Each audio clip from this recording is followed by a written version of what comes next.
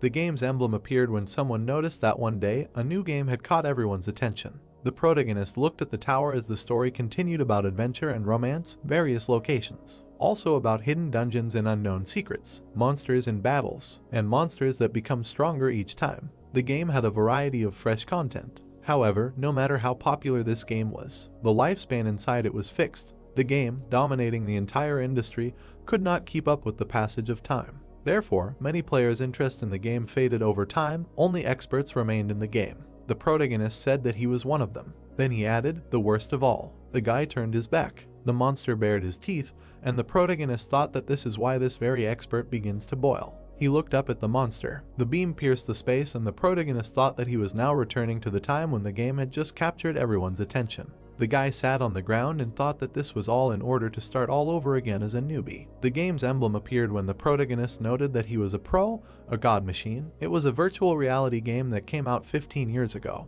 He continued to say that he instantly fell in love with it and became obsessed with it. Over time, he completely surrendered to this game. The protagonist stood in front of the gate 15 years later. Suddenly, Evasion clenched his fists when someone called him and asked if he went to get the enhancement stone. He doesn't have any thoughts, right? Then he thought, lousy lone shark, he will follow him even in the game. After which the brunette opened his mouth wide, put out his fists and asked when he was going to make a fortune and return all the money.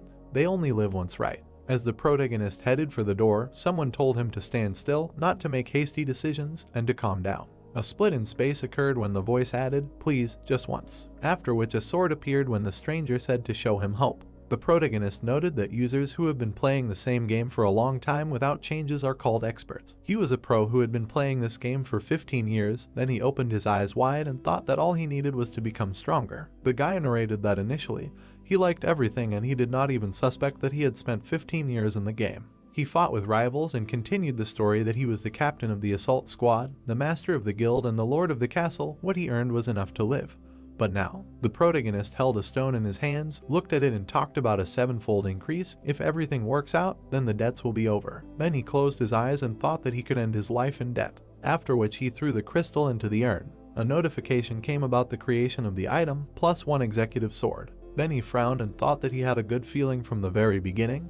If he were a coward, he would not even be able to touch the enhancement stones. Notifications came one after another. Holding the stone in his hands, the guy opened his mouth and shouted, great, go, go. There were already plus 4 executive swords, but the enhancement was finished. After which the protagonist got angry and said that it was too early, a little more was needed. Another sword was created. The brunette smiled broadly and said, good, today he is lucky. Suddenly a voice was heard asking Lee, is he on top today? To which he replied that he managed to enhance the stone 5-fold in one go. Excitement flared up in him. After which he thought that from this moment everything is for real and began to pray to all the gods, asking them to give him strength. He threw the crystal into the urn again and shouted, let's go. The sword lit up. The enhancement continued as the protagonist cheered and shouted, yes. He then opened his mouth wide, holding the stone in his hand, and said that he would succeed today. All that was left was to achieve a 7-fold enhancement. After which he threw the crystal again with a long cry, forward. The sword glowed even brighter. The 7th enhancement occurred as the guy loudly shouted hooray. Opening his eyes wide, he announced that he had managed to achieve a 7-fold enhancement in one go. The protagonist looked away questioningly, after which he smiled with fear in his eyes and thought that now he was not afraid of any borrowers. Considering how much he earned, he no longer needed to worry about debts, no. A tear rolled down his cheek as he said that this was a new beginning. He would start a new path. The guy could not believe it. Looking at the sword, he noted that the weapon he had received thanks to loans, the executive sword, with it he would be able to make a fortune by destroying high-ranking monsters. After which he asked himself if he should pay off his debts, because if he sold the sword, what would he have left? Looking into the void, he thought about what he could do with empty hands. Then he looked down and continued to think that he was already 35 years old, after which he looked up and added that he was nothing but a disaster in the game. Then he looked at the weapon and thought, one more time, maybe it was worth trying again. The protagonist smiled uncertainly and asked what if he could achieve an 8-fold increase. After that, he thought that in any case, his life was miserable. What was the point of starting all over again, having nothing? In his life there were no friends, no family, no loved one. The guy lowered his head and said that if everything worked out, then with the money he earned he would be able to buy an apartment. An inner voice told Lee to calm down. He was in his right mind. After listening to it, the brunette jumped up, threw a stone and shouted, great, let's go. Rays came out of the sword. Then they shone very brightly, after which a notification came about the completion of the 8th enhancement. The guy's eyes were bulging out of their sockets. The protagonist began to cry, spread his arms and thought, thank the gods, they really exist. The virtual voice was delighted and asked if today was really his lucky day, to which the guy, with tears in his eyes, replied that he, too, about what kind of day it was. Then he opened his eyes and looked at the notification and the burning sword. Then he narrowed his eyes. The protagonist exhaled in relief. Then he bared his teeth, grabbed a stone and shouted, "Go," to which the voice asked if he was crazy, and he replied that he told you, a man only lives once. The voice ordered him to stop and asked what he would do if everything went wrong. After which the protagonist thought that the enhancement +9 is an extreme probability. The probability is 12/100th of a millionth. If everything works out, then he can get money that is not comparable to an 8-fold enhancement. He would be able to afford a luxury apartment in Gangnam, and he would be able to restore his old relationships as well as make new ones. The guy continued to think about absolute luxury, a life without worries, the legendary 9-fold enhancement. The brunette gritted his teeth, frowned and thought that he would create this with his own hands today. He would become the most special. Then he felt the power and realized that no matter what he did today, this was his day. But suddenly, darkness appeared around the guy and an error occurred. The sword disappeared and a notification about the enhancement failure came. The protagonist's eyes diverged in different directions. Sweat ran down his hand when he asked why the 9th enhancement did not occur. The guy was confused and thought that apparently today is not the day when everything is possible. A voice in his head called him and said that it was time for him to go. The protagonist fell into a stupor and asked himself where to go, into a barrel filled with cement or into a chicken feed grinder. He continued the thought that a new life would await him if he could stop at 7-fold amplification, and if he stopped at 8-fold, he could buy an apartment in an elite area, and then asked what happened to him. His thought continued with the fact that if he could stop, he would start living like a human. But suddenly he interrupted his thoughts and thought that everything was wrong. He should not have done amplification from the very beginning. He punished himself by having to use private loans. He should not have started this game at all. After which he cried bitterly and said that if he could go back 15 years, he would never have come to such a life, but it was too late. Everything was pointless. Although he was an expert, he screwed up at everything.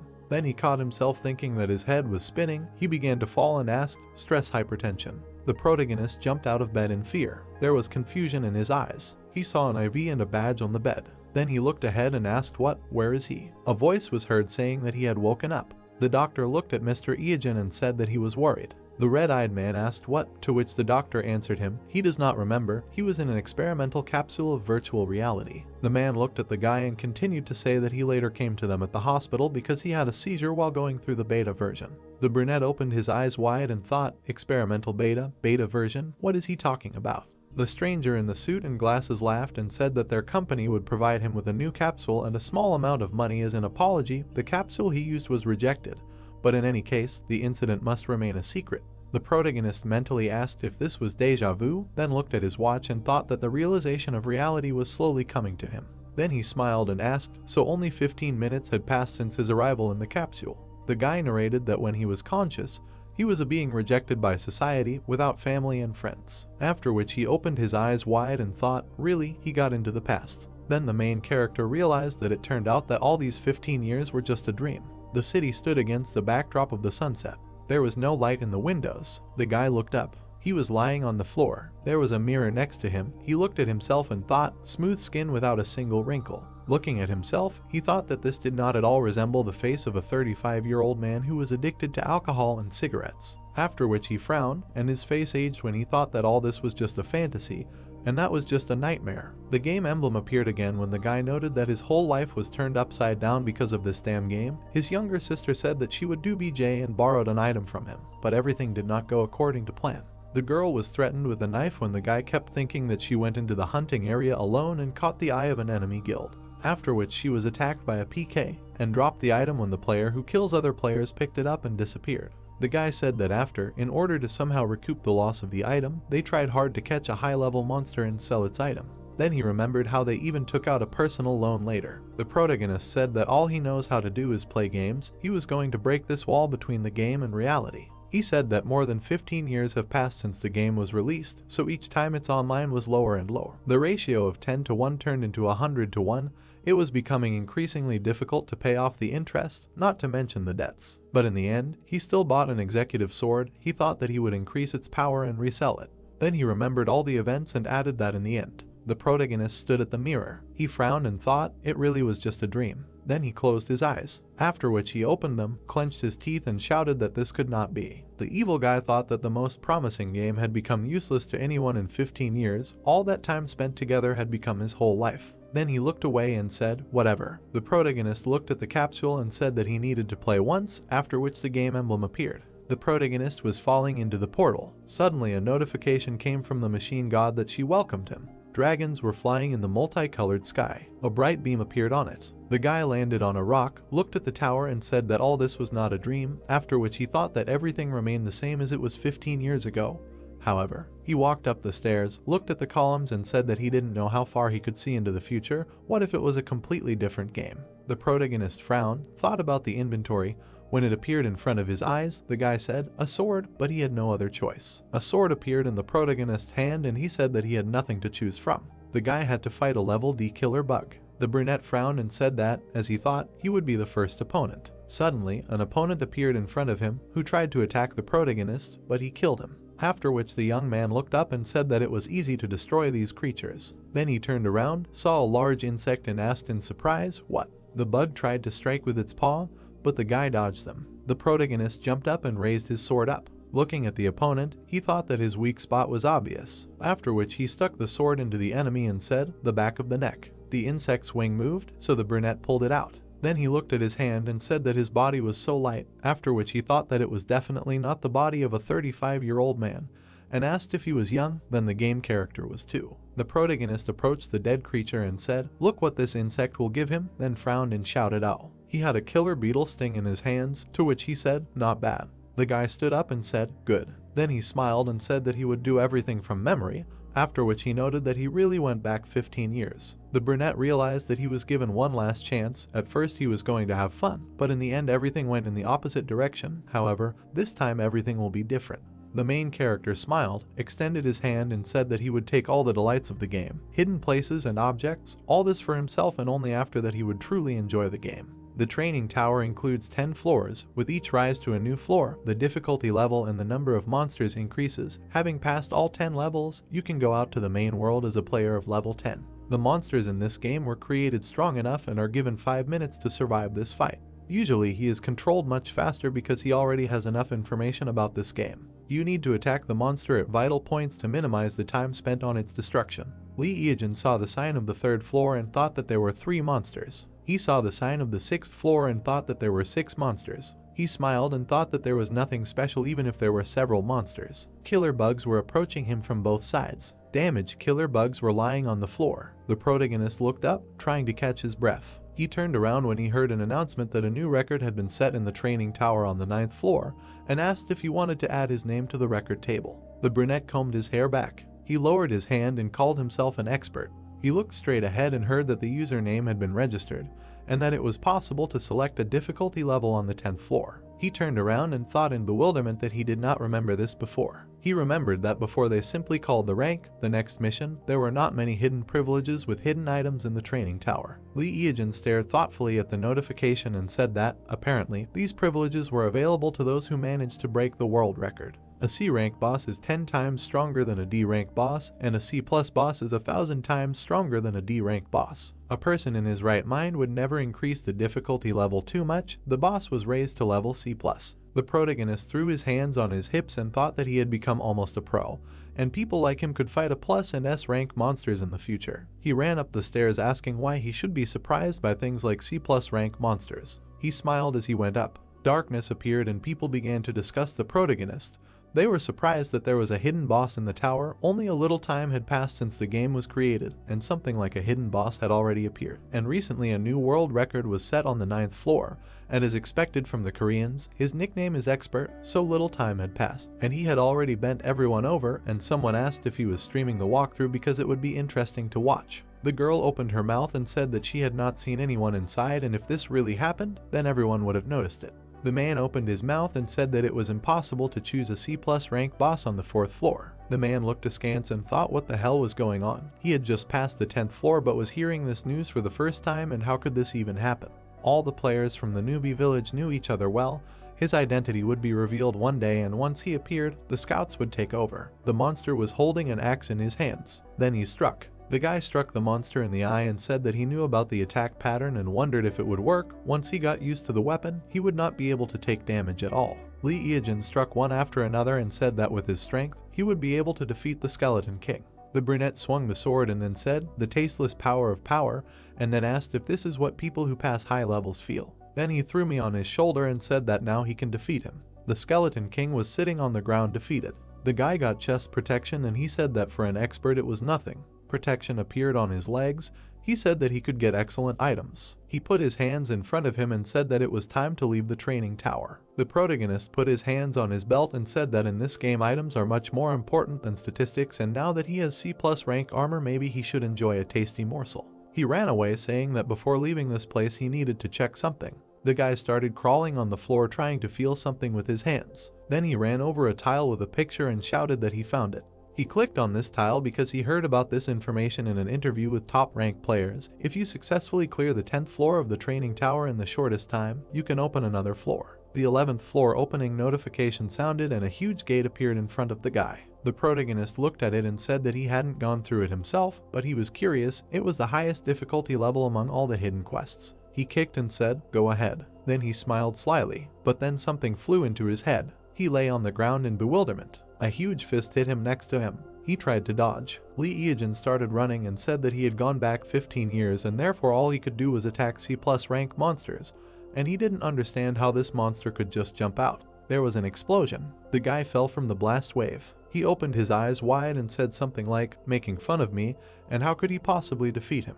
A huge monster stood in front of him. It was a dragon prison advisor. The protagonist looked at him in amazement and said that the monster in training was S rank, but did not finish and suggested that maybe it was created by mistake and that the world slapped him again. The advisor swung his fist. It flew over the protagonist's head. The monster hit the ground and the guy flew off. The executioner of the dragon prison, belonging to the dragon family, makes this monster one of the few dominant ones on the entire continent. It officially became part of the game only 10 years after its appearance. Then the players gathered in alliances and went on a campaign against dragon-like monsters, and unlike his obese physique, he was very fast and difficult to defeat, so the players were instantly defeated. The fist landed right next to Evasion. He opened his mouth and furiously asked what machar he should defeat him with. But the monster struck again, and the guy flew off. He curled upside down. But in flight, he turned over and landed on his feet. He looked at the bridges and noticed that something was wrong. The advisor growled loudly. The protagonist looked at him in confusion, and then he smiled and said that this is it. The guy saw the bracelets on his arms and thought that his strength was being restrained by these things, and he had them all over his body. Apparently that was why he couldn't move quickly. On his back there were the same spikes as the bracelets, and the guy thought that, in other words, this creature was not a tormentor, but just a low-ranking monster. The monster stretched out its hand to the guy. It took out a sword and shouted that the developers made the game really fun and there definitely had to be some kind of Easter egg in it. Evasion swung the sword, and then he struck. The advisor looked at him in surprise. The guy was scared at first. Then he smiled. The monster struck, and the brunette thought that even though he had combined poison, a sword, and chainmail, this blow had only lowered his HP by 25 points, and the monster was much stronger than he thought. The monster's fist flew past the guy, and he thought that if he focused on its attacks, he could easily dodge them. In addition, his sword could not break, and at least he did not have to worry about that. Initially, he had the ability to regenerate, but now he was in an area where he could not use this skill. The protagonist lowered his sword and said that from now on, a long battle awaited him. The guy jumped on the monster and thought that this was how his battle to the death with this creature began. The ability to regenerate S-rank monsters is beyond dreams, but since this skill does not work in this zone, everything went differently and he will have to fight with it for several days. Now the regeneration ability does not work on him either, and if he touches him even once, he is dead. So the most important thing for him now is concentration and speed. If he stops concentrating, he will be thrown out of the game, and if his physical abilities fall, the same thing will happen, exit the game. He does not pay attention to anyone and does not expect anything. He rushed at the monster and thought that time was on his side. 3 months later, there were clouds around the tower. The monster was lying on the ground. A drop of sweat was dripping from Evasion's face. His face was drawn, and he said that it was tough. He sat on the ground and was surprised by the notification that came. It said that his level had increased to 32. The maximum level he can have at the moment is 25. Anyone in such a time could not rise above level 26. The guy got up from the ground and said that strength, agility, and magic all grow proportionally to the level, but it is not so important. He held a cutting flurry in his hands and said that all this is because he now has a weapon that decides his gameplay. He squeezed it in his hand and said that the razor is the weapon of the god of calamity himself, a cutting flurry or razor weapon that strikes fear into anyone who dares to challenge you, the weapon of the god of calamity who held the whole world in fear. This sword is at the top of the dark ranking of the god of calamity. In terms of attack power, it did not fit the S rank, it pulls at rank B, because to get it, it was enough to collect 900 points to the attack power. The brunette looked at his hand and said that fear of the razor is not the only thing that guarantees victory. No one would believe that having a C+ rank weapon you can get an S rank weapon.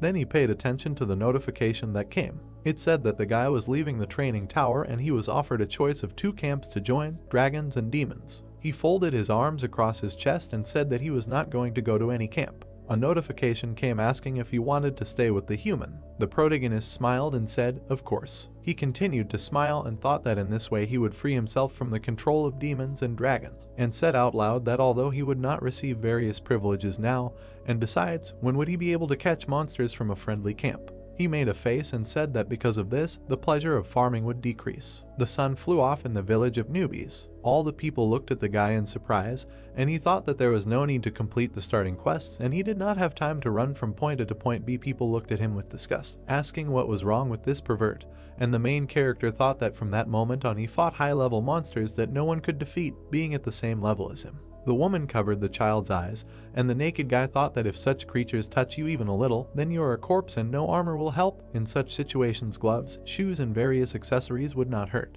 He turned around when he was called out, calling him a pervert. The man looked at him and said that he saw him auction off a rather valuable item.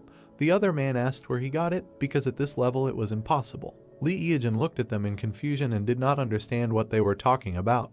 He thought that it was very vague, but still he felt the same smell from them that emanated from him too, a barely perceptible smell of rottenness. The man looked at him sideways and asked where and for what quest he got it. The men crowded around him saying that if he could do it, then they could too, and he should quickly tell them about the quest, and the guy thought it was dead water. The protagonist looked at the men and thought that the place was made specifically for beginners, and when you exceed level 15, you can't come back here. He thought that he had already reached level 32 in the training head, and that's the only reason he was standing here. The man told him that if he didn't tell them, they would follow him and prevent him from rising to the next levels. The man pointed a candy at him and asked that since he had just left the training tower, he was only level 10, and the guy thought that these overgrown guys died on purpose during leveling, revived here and gained experience on beginners. The protagonist stared at him. Then he smiled, and he came closer and said that good things should be shared. He would tell them where to go to reserve a rebel. The men started discussing what to do with him, and at first they thought he was some kind of pervert, since he was standing naked, but it seemed like he was normal, and then they asked him to quickly tell them the place and they would go. The protagonist smiled and said that he would tell them everything step by step,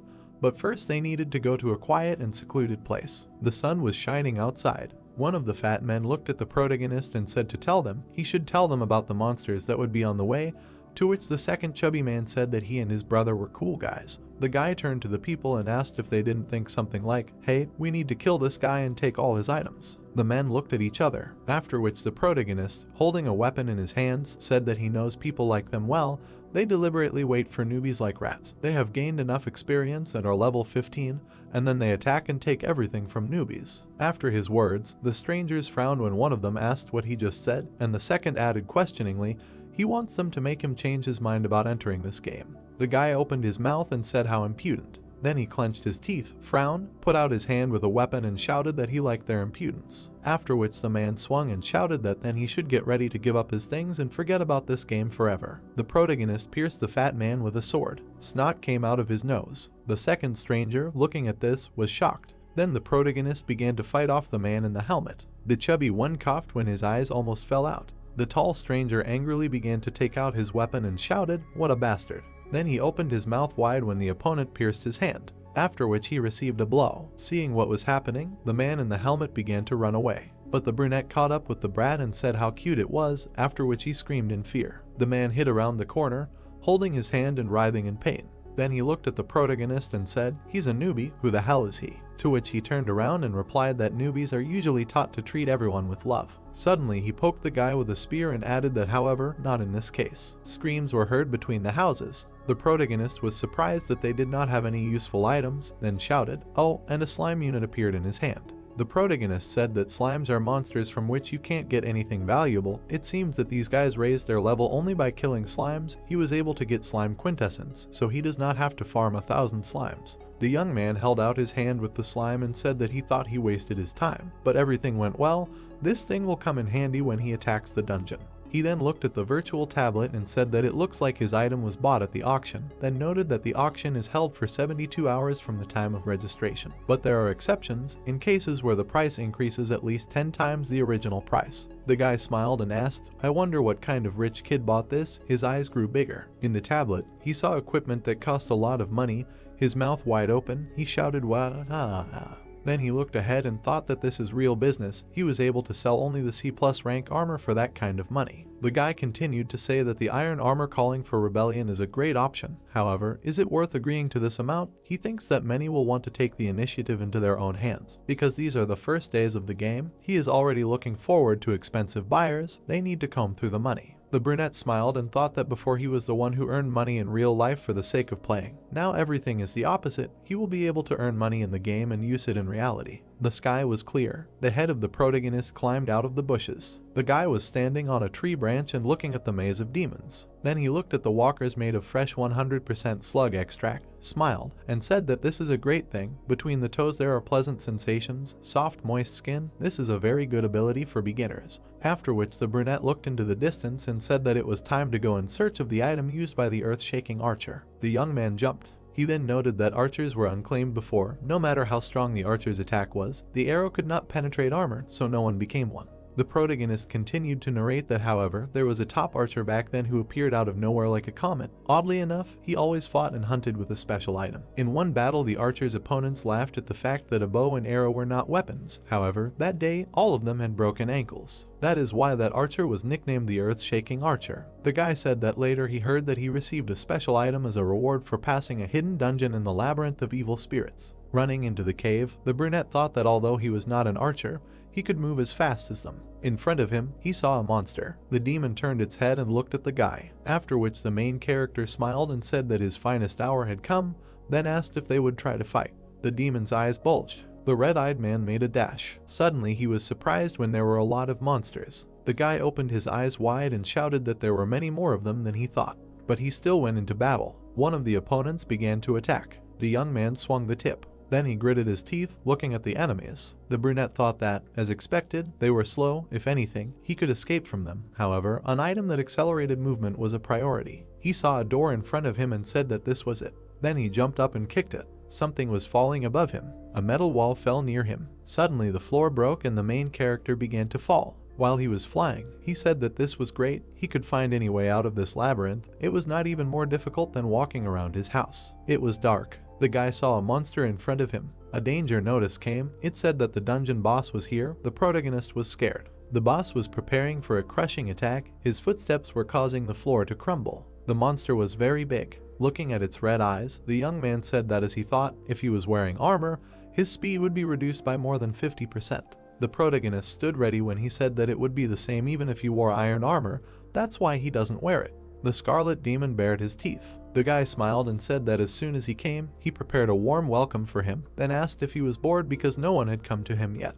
The brunette turned around, saw the demons and said that they were persistent guys. He looked at them sarcastically and added that they were not trying hard enough. Time was up. The monsters began to fall, yellow liquid pouring out of their mouths. One by one, they started dying when the guy said that when he looked at it, it was a terrible but powerful force. He then explained about the quick strike. It was a point damage technique that deals a certain amount of hits that cause bleeding, ignoring the shield, a cheating technique that made the Razor #1 in the rankings. The protagonist noted that the damage reduction for a second is 1/100th of the enemy's total HP.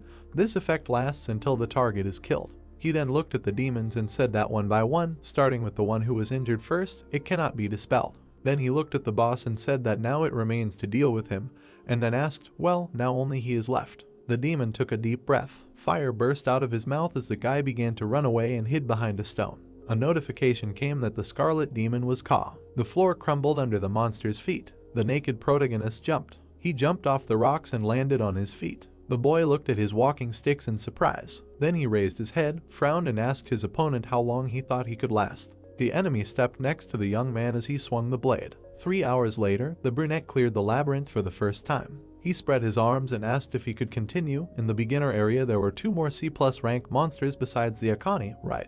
Then he looked away and thought. Lee looked into the distance at the nature and said, okay, he chooses it. The sky was brown. Insects were flying in the nightmare forest outside the beginner village. The protagonist quickly ran away from the C+ rank water spider. In motion, he turned to him and asked, since he had caught part of the prey in the net, why was he chasing him?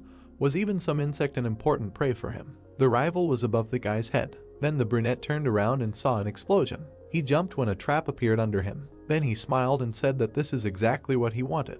The spider was terrifying. The ground was shaking. Sounds were heard. The protagonist jumped off the cliff. Then he looked down in fear. An insect appeared behind him. It made strange sounds. The guy looked at it from under his brows. They stood opposite each other. The enemy made a dash, after which there was an explosion. Then the brunette laughed and asked. The intruder entered his territory, and he personally came to settle accounts with him. A scaly king cobra appeared, sitting on a rock. The young man said that this was a great chance to deal with 2 bosses at the same time and also increase his agility. Looking at the spider, he continued to say that the water spider, which never lets go of the prey, even if others are already looking at it, then turned his gaze to the cobra and added that the king cobra with scales, which will never let go of intruders in its territory. Continuing to look at them, he said that many players would have their legs buckled from seeing this.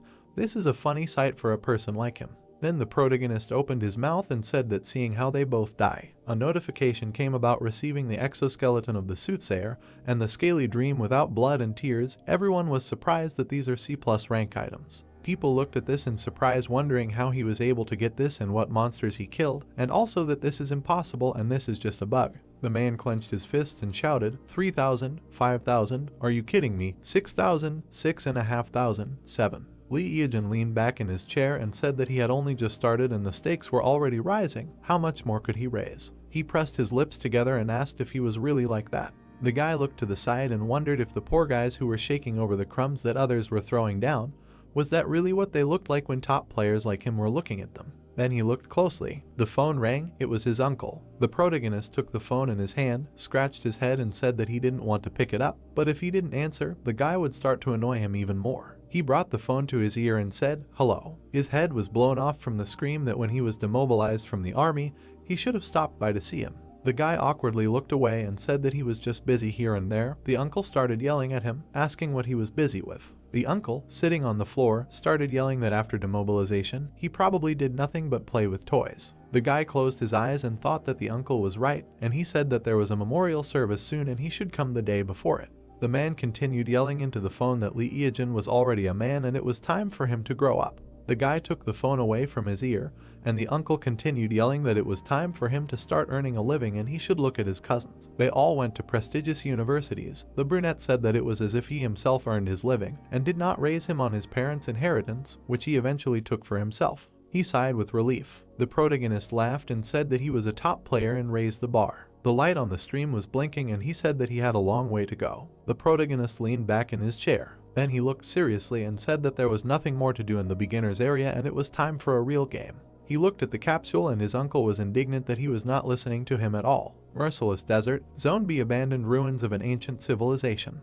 Evasion looked through binoculars and said that if all his calculations were correct, then it should be somewhere around here. Since the player cannot enter this dungeon alone in the usual way, he will use a trick that only he knows. He looked at the camel and apologized to it, after which he killed it. The camel's bloody body lay on the sand. The protagonist smiled and said that he was there. Explosions began to occur in the sand. The guy looked at all this, saying that he was glad to see him after a long time. A huge sandworm towered over him. The worm opened its mouth. It looked up and said that he had successfully caught it and then ran. And he began to run away from the monster. While running, he turned back and said that he would not be able to catch it if it came back. It had thick skin and no matter how much he hit, he would not be able to cause damage. The worm screamed and crawled after him. The guy grinned, saying that he could not defeat it unless he lured it out of its habitat. He saw the pyramid and said that therefore there was no need to think about anything and just run to the goal. The protagonist was rapidly approaching the pyramid. He ran up the pyramid. There was a roar, and the brunette disappeared from sight. He looked inside the passage. Then he smiled. He stepped inside the tunnel and said that this was great and he was able to overcome the path. He went in there and was surprised. These were abandoned ruins of an ancient civilization, the 7th floor underground. The protagonist looked into the tunnel and decided that this was the place where the sandworm came from. He ran there and said that thanks to the sandworm he was able to get there easily. If he could meet the boss there, it would be great. He looked at the door. He was surprised and thought that the door to the boss room was open and there was already someone there. A conversation was heard from there. The brunette's eyes widened in surprise. The girl looked at the protagonist and said that there really was a person who could get to this place. The guy also looked at him and asked if all his comrades were buried. They both stared at him silently. Evasion looked at them in surprise, and then he frowned and thought that it was Yahello. Nuna looked at him and said that it was a coincidence and asked if he wanted to join the raid. They had been waiting here for several days for the last remaining boss. The protagonist wondered what this woman was doing here. He remembered how she asked to take her to the boss, how she was going to stream the walkthrough and asked to borrow a knife, and how she apologized for faking like a fool, and how she offered to borrow money. The guy moved closer and asked if he was interested.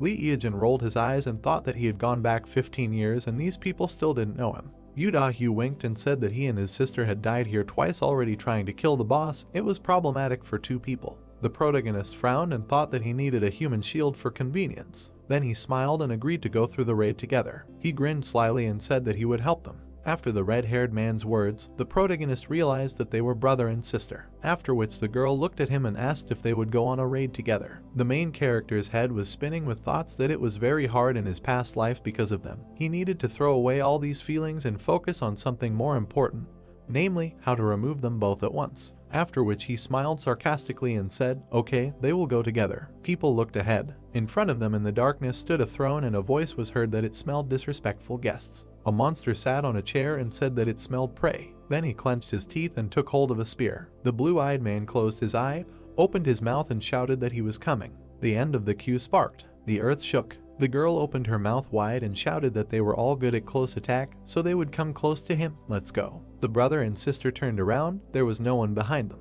The boy frowned and asked where the bastard ran off to which his sister looked around and replied that he was just here. The thought occurred to her that if there had been at least one more of them, they would have caught him. The girl got angry, frowned, and thought that she should use this idiot as a shield. The red-haired ones looked forward in surprise, screaming. Looking at the door handle, one of them asked what it was. Nuna opened her mouth wide, stretched out her hand and shouted that the handle was broken. This bastard, he was up to something. Then she clenched her teeth. The brother looked at her when she clenched her fists and said that nothing could be done. There was only one thing left. The boy narrowed his eyes and replied that he understood her. If they caught this monster, they would officially become pioneers. The unnamed B-rank queen rose up with a spear in her hands. The brother stepped forward and shouted that he was attacking. The monster swung as the boy raised his shield in front of him. The opponent struck. His weapon glowed. Then he used magic. Yu Chang defended himself with all his might. Suddenly, the monster's weapon and the boy's shield collided. The young man, gritting his teeth, shouted to his sister, "Forward." The blue-eyed girl dashed forward with knives in her hands. Then she jumped up and swung at the enemy. A scream was heard, first with the spear, after which the brother opened his mouth wide and screamed.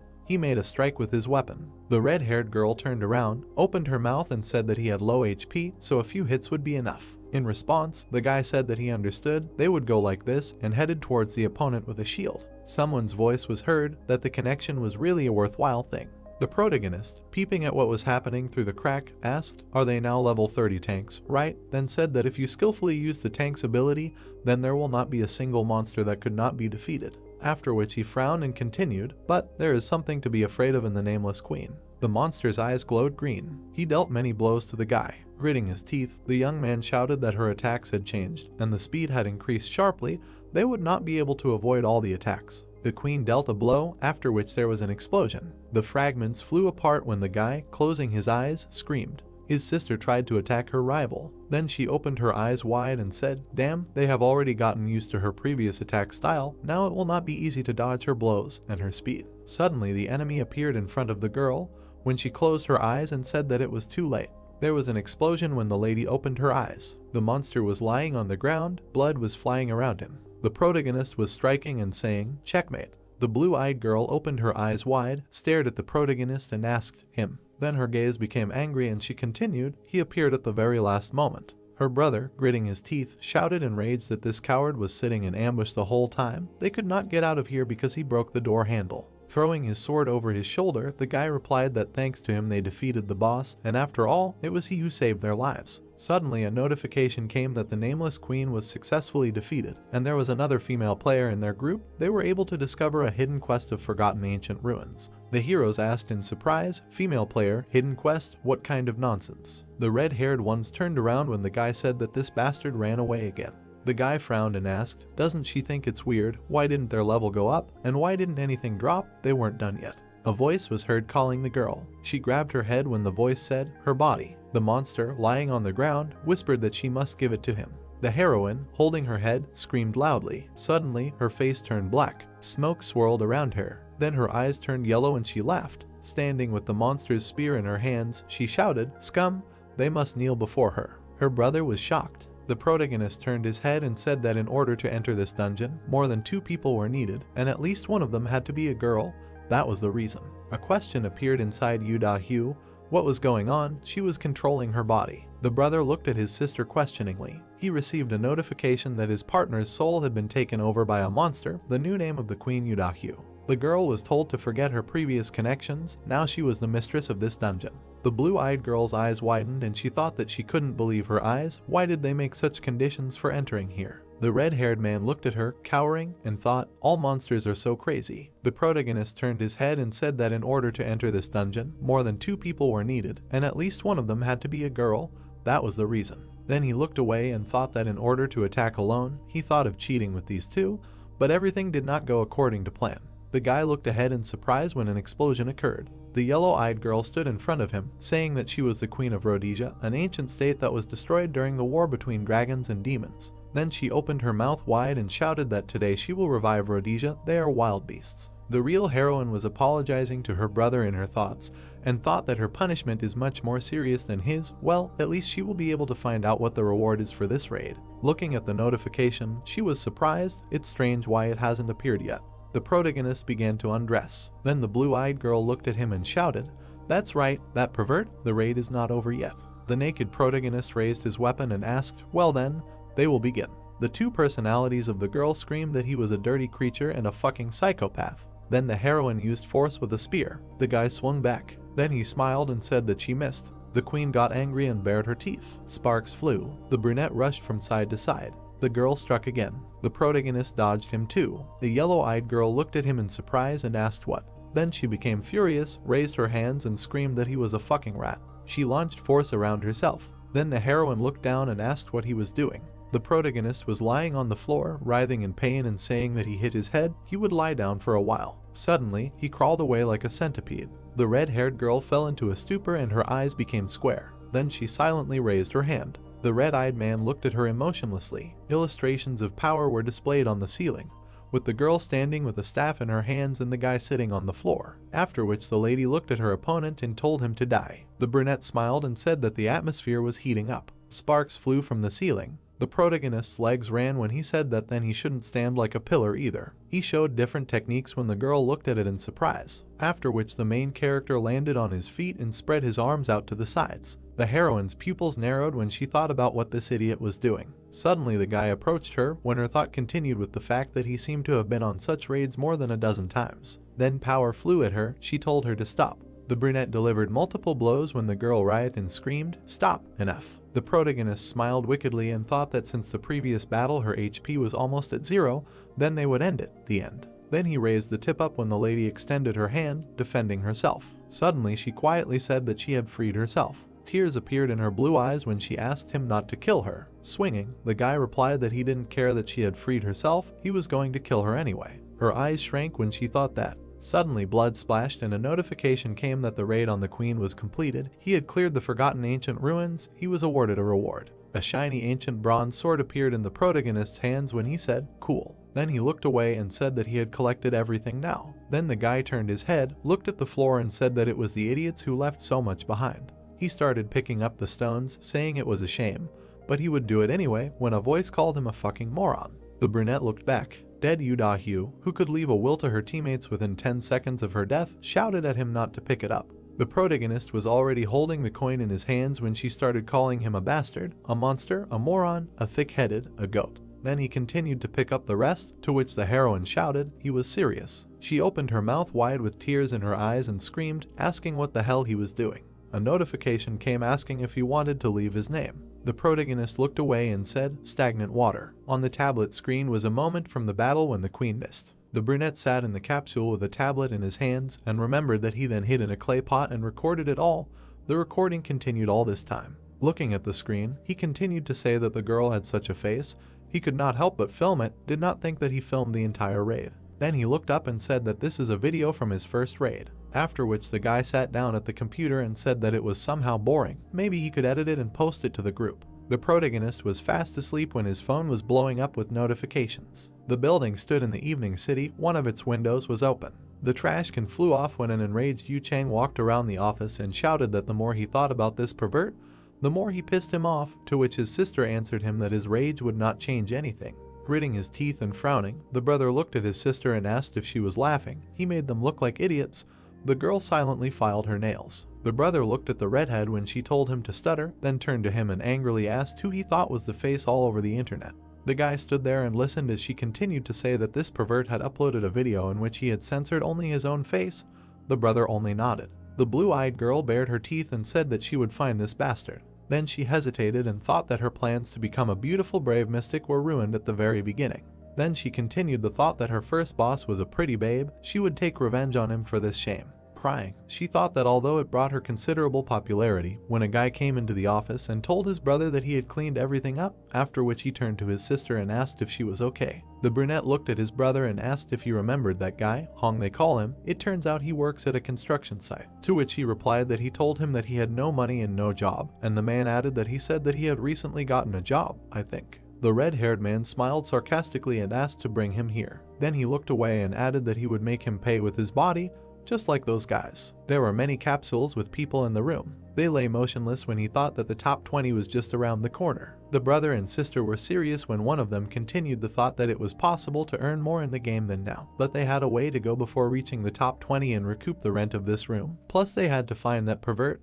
He would destroy him. A voice came from the research room of the Seoul K1 Pro players team. Look at this. The guy was sitting at the computer and asking, a B+ raid video. When the second asked again, early B+, he didn't know who it was, but he was a monster. The brunette opened his mouth in surprise and said that it was a little strange. Looking at the footage from the video, he asked who this crazy pervert was. The young man looked at the screen and asked if he wanted to say that he won like this in the B+ rating, to which the first closed his eyes and replied that it was as if he saw the dance of death. One of the guys grabbed his head and shouted how they should play now if he exists, to which he received the answer that he should invite him to his father's noodle shop. The blue-eyed guy silently looked away. Director Ying stuck out his finger, opened his mouth wide and shouted, send a message to this guy from Deadwater right now, he wants this guy to join their team.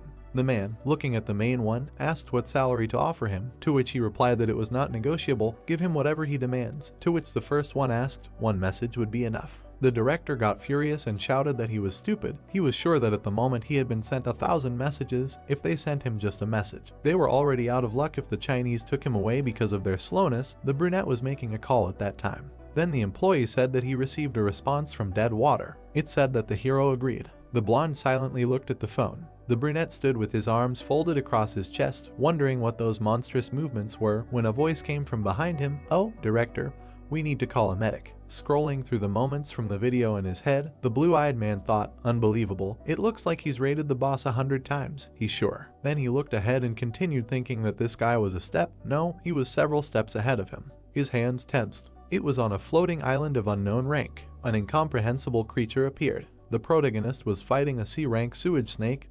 He cut it in half. Suddenly a notification came that he had found a secret dungeon, a rotting underground canal. When the guy plugged his nose and said, what a terrible smell, the name of the pioneer was added to the Akasha records. The protagonist narrated, recalling his reaction, that to be honest, he was shocked. He got more views than he planned. But if you think about it, you could have ended up on the main page of the site, but he, fortunately, ended up in the top best gamers. Then he opened his mouth and asked, with this, after which he scratched his temple and said, amazing. Remembering the fight, he said that if you look at it from another point of view, only because of 15 years of training, it looks easier than drinking water. He thought too highly of high-level players, the one who breaks mountains with one blow and makes cuts with surgical precision. He continued to say that he only thought about high ranks for so long that he unconsciously underestimated himself, But this could not last forever. The protagonist stood on his walkers and said that, "Pro player, this is not so bad." Then he frowned and said that it was not in vain that he spent so much time, no one will defeat him again, right?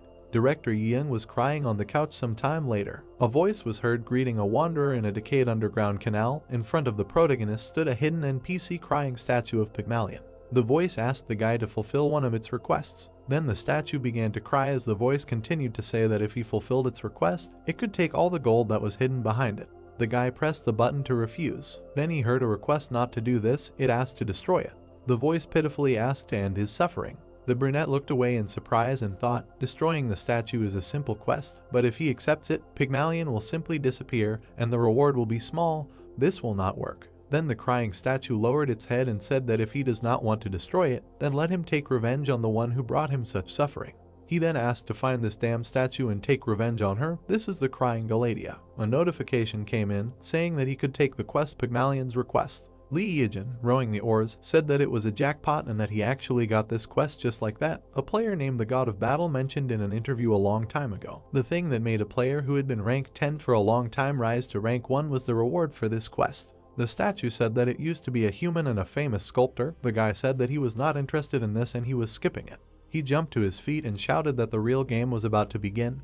He would defeat this guy with whom he had so many problems. Forward to the jungle of chaos. But then something appeared from above. Nuna hit the boat with her axe. The guy, stepping on the ground, asked if she was really attacking him. The girl turned around and said that she had finally found this bastard and was going to take revenge on him for everything he had done to her. The protagonist turned around at the sound of shouts that they were all here too. A crowd of men were standing and shouting that he was a corpse and they were all out for revenge and that he shouldn't get into trouble. The protagonist looked around and thought that he couldn't remember them all, but he was causing damage wherever he went. Then he asked how they knew he would be here. Nuna approached him and asked if he thought she had been sitting idle all this time.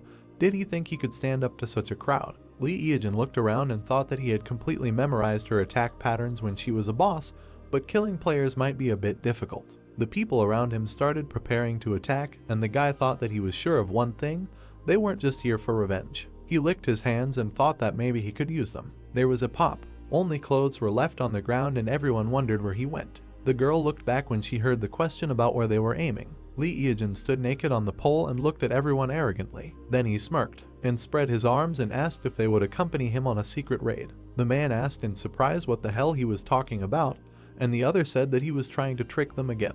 He raised one hand and said that he knew what they really wanted, and that was information. He threw his head back and said, bosses, hidden dungeons, information about quests, and the first run, because that was why they were chasing him. Everyone looked at him in confusion. Then the protagonist scratched the back of his head and said that he thought his outfit was also quite unique. He spread his arms and said that in any case, as they expected, he could provide them with all this special class information. The girl pressed her lips and thought, the first run. Lee Evasion extended his hand and asked what they were going to do now if they wanted to go with them. And thus, their team was formed. Yu Da-hyu, Nuna, the Lone Shark Twins, Lee Dong-bai, Lee Yun-bai, Lee Jian-bai, the three beautiful musketeers, the mobs, the rest he sent in case of trouble, and the professional player of the sole branch of K1, Ma T-Gang. The protagonist looked at T-Gang and abruptly turned away, thinking that this was amazing. It really was T-Gang. The #1 god of battle in the national rankings, the ace of the national team, the best in the hero category, he was standing right in front of his eyes. The protagonist smiled. Then he looked into the void and thought that he didn't seem to have done anything to him that could anger him. Someone cut up an insect. The girl grimaced and said that it was disgusting and there were too many parasites here. They were in the jungle of chaos. Nuna said that only lowly D-rank monsters appeared here and asked if there really was a hidden dungeon in such a place. The protagonist turned to her and said that they were almost there. The man opened his mouth and said that it was so hot and humid here, his panties were already wet, and where was there water or at least fruit? Nuna turned to the protagonist and asked who he really was and how he knew that there was a hidden dungeon here. The guy looked up and said that he just found it while walking. The girl, walking past the bushes, told him not to lie, because the dungeons in the beam are created by monsters or NPCs, so even the game masters do not know the exact location. They walked deeper into the bushes, and the girl asked if he was sure about the correct direction. They plunged into the darkness. They came out to the circus tent. It was a secret dungeon, a secret meeting of dolls. Lee Evasion ran forward saying that he would go first. Da-hyu looked at it and concluded that he wanted to appropriate everything for himself. He ordered him to stop. They entered the hidden dungeon of the secret meeting of the dolls. The controllers behind the scenes were on alert, the entities on the stage awakened, the jesters began their performance. The blow fell between two guys. They were the serial killer pirate and the gargoyle. The protagonist rose into the air with the help of red leather steps and said that for guys like them who live for performances, there is nothing more terrible than the disappearance of the stage. Then he stamped his foot, and the ground began to crack. The monsters began to shake, and the protagonist said that for clowns and clown-like monsters, the damage from the earthquake is double. They also have the attribute of a minion, so the blood is doubled. The gargoyle tried to strike, but the guy dodged, and Pirate put out his hands. Evasion continued to dodge the blows and said that in other words, they receive 4 times the damage from one blow. The protagonist plunged the blade into the clown's head. He smiled and asked what he should do because he wanted to be hit, but his body reacted on its own, so he missed again. The protagonist looked at the battlefield and thought that he had killed a whole bunch of C+ rank monsters in an instant. Jianbai looked at the protagonist and thought that, frankly speaking, he had no flaws. When she came to the dungeon and saw the bronze giant, it had already been defeated. The protagonist stood on the monster, and the girl thought that even she as a player was repulsed by its abilities. She personally wanted to see it in action, so she joined the raid, but she did not expect this. She turned around when someone asked for some items. The men angrily shouted that it didn't look like a group raid. He just killed all the monsters by himself. They wanted the rewards too. Everything should be equal in a team. Evasion turned around when he heard this. The girl looked at them and thought that this sucked. Dahu grimaced and wondered why they were whining. Tegang rolled over and thought that after all, he had no reason to be on his side and why they were probably even right. Tiak pointed his finger at the main character and said that he hoped that he didn't want to grab all these things for himself. The guy replied that he would give them to him. The man's eyes widened when he heard this. Evasion smiled and said that they could split everything equally between them.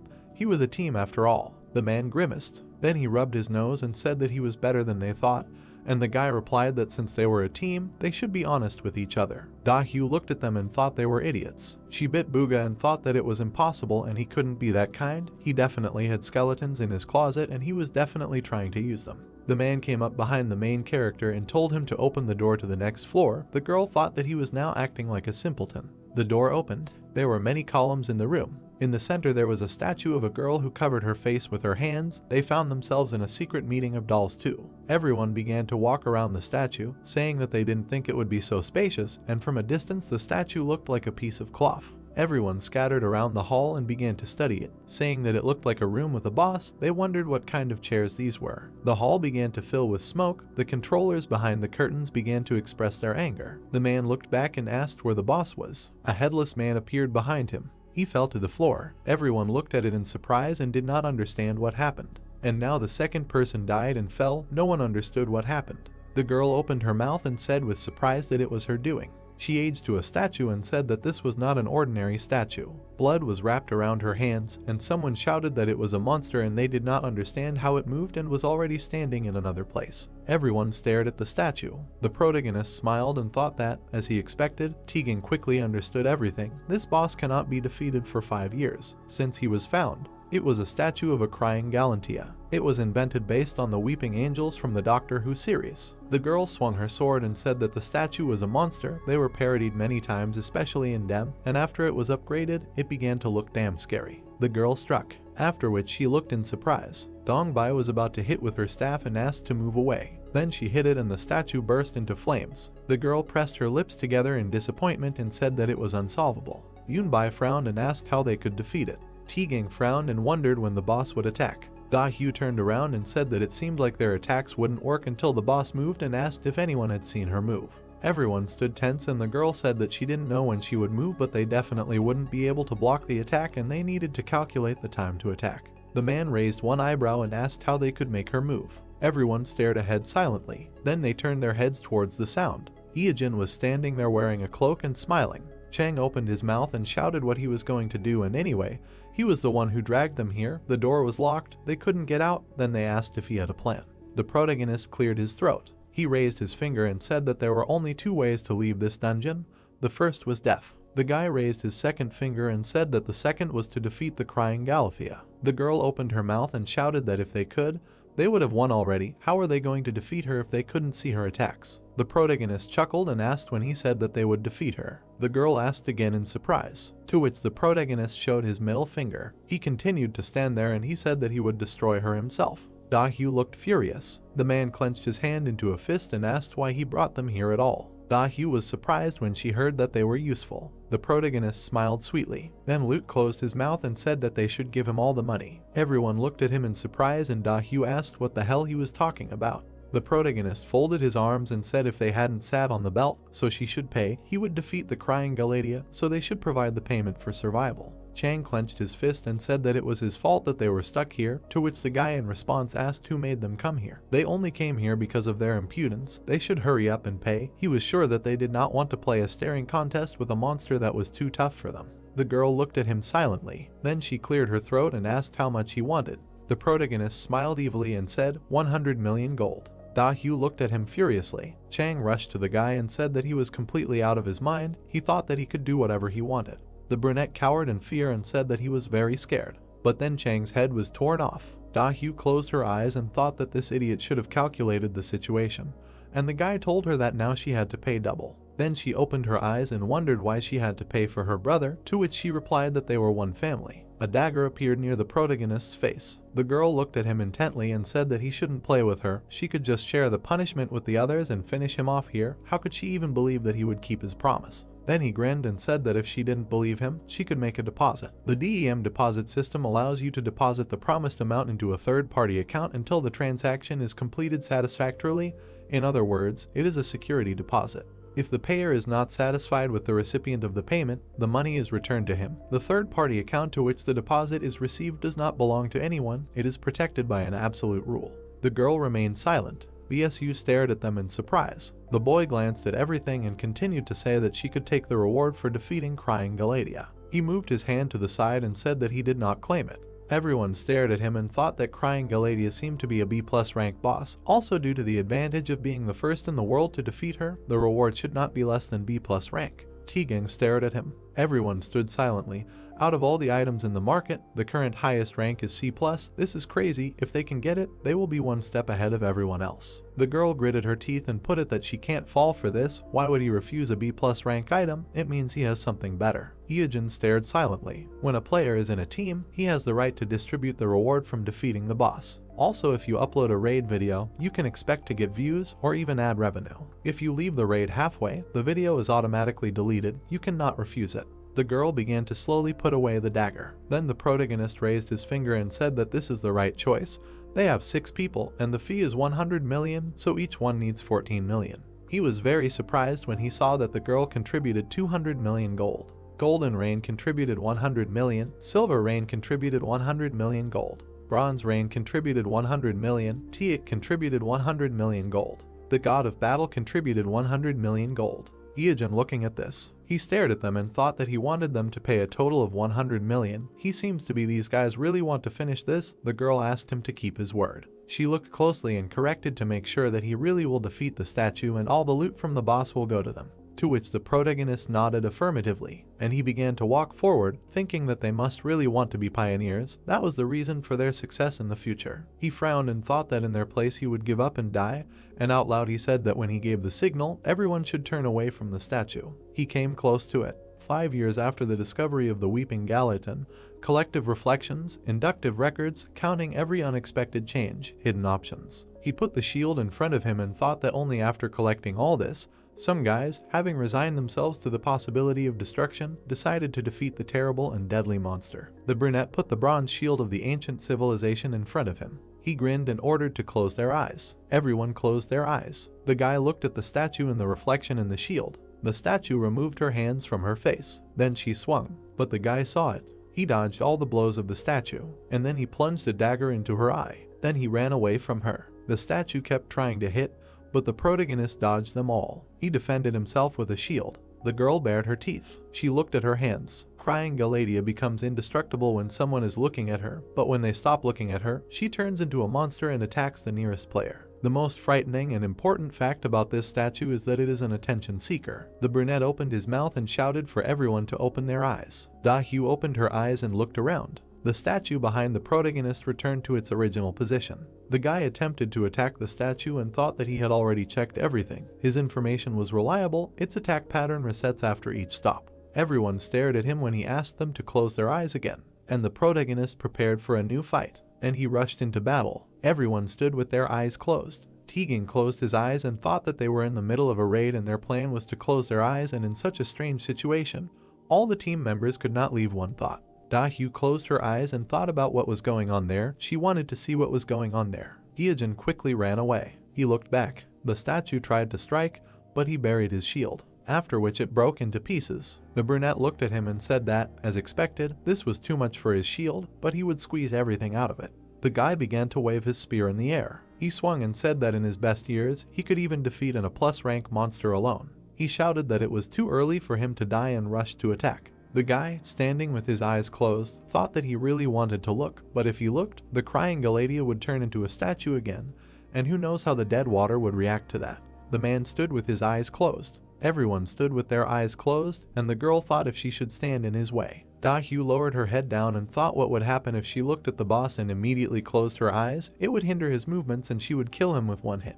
She gritted her teeth and continued to think that because he was naked, his defense was most likely complete shit. Maybe she should open her eyes. And then she abruptly opened her eyes when she heard that he was the first player to finish the raid with the crying Galadia. The guy stepped aside. The statue was kneeling, covering her head with her hands. The crack went down her head. The protagonist grabbed the blade in his hands. Then he raised it high above his head. He looked up, thanked him and said, 700 million, his bank account will be filled again. Everyone around him rejoiced, and Da-hyu rolled her eyes and said that she felt terrible, but she couldn't do anything and it was still better than being killed halfway. She turned around and asked what was going on. She opened her mouth and screamed loudly that the boss had already been defeated and they still didn't have any reward. They had received a notification that they were the first. Why wasn't there any reward? Everyone started looking at each other. The girl turned towards the protagonist, and then it dawned on her, she remembered everything that had happened. The statue began to fall apart in two, and the crying Galadia cried out, and the body sealed and the statue awakened. There was an explosion, and the real boss of the upside-down world opened his eyes. Everyone looked at all this in surprise. A huge woman stood up from the statue. Tiak looked at her and thought that she couldn't do anything while they were looking at her. If they could immobilize her, they could come up with a plan. The monster opened its eyes. It was a Medusa of a plus rank. This monster, whose legend was passed down from mouth to mouth, and the dream existence was hidden by the Devil's Tower, just acknowledging its existence crosses out the ideals of magic passed down from generation to reign for thousands of years. Da-hyu began to turn to stone. She looked at her body and did not understand what was happening. Jianbai opened her mouth and shouted that her body was turning to stone. Yunbai looked at her hands that had already turned to stone and asked, didn't he tell her to look at her? She was indignant. Why did the scheme turn around so suddenly? Da-hyu turned around and looked at the protagonist with confusion. He stood there and smiled, after which he closed his eyes. The girl's eyes widened and she started screaming that the bastard knew what was going to happen and asked why he didn't tell them. The girl sighed and said that she was shocked and she shouldn't have interfered in other people's affairs out of curiosity. She frowned and said that she remembered his face. The protagonist looked at them in surprise and didn't understand what they were talking about, and then asked if they wanted to kill him. Absolutely all of the bodies completely turned to stone, and the guy said that in this day and age, information and experience are as important as money. The information and experience gained during these days are well worth the money, so for them it was a good deal. They even learned the location of a hidden dungeon. The guy narrowed his eyes and said that knowing the location wouldn't help them get through it. A jellyfish appeared behind him, and the guy wondered if he should play with it. Evasion smirked and thought that after awakening, Medusa does not move for about 30 seconds. Since her specialty is burning mana,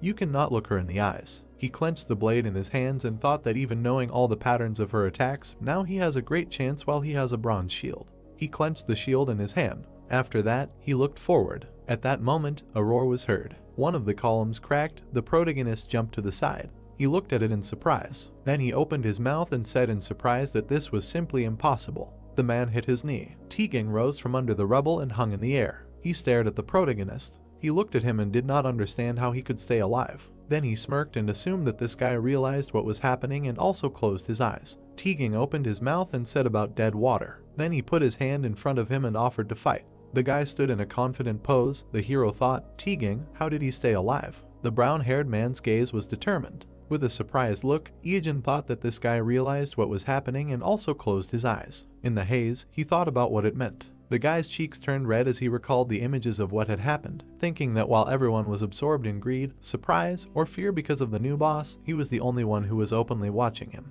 The brown-haired man pursed his lips. A swift movement. A fist flew past the brunette's face. A mark from the blow remained on his cheek. Evasion managed to dodge a new attack. His gaze was surprised. Tegan hit with his knee. Evasion held the shield. The opponents stopped opposite each other. The hero grinned, thinking that he needed to calm down, he just needed to use the increase in movement speed.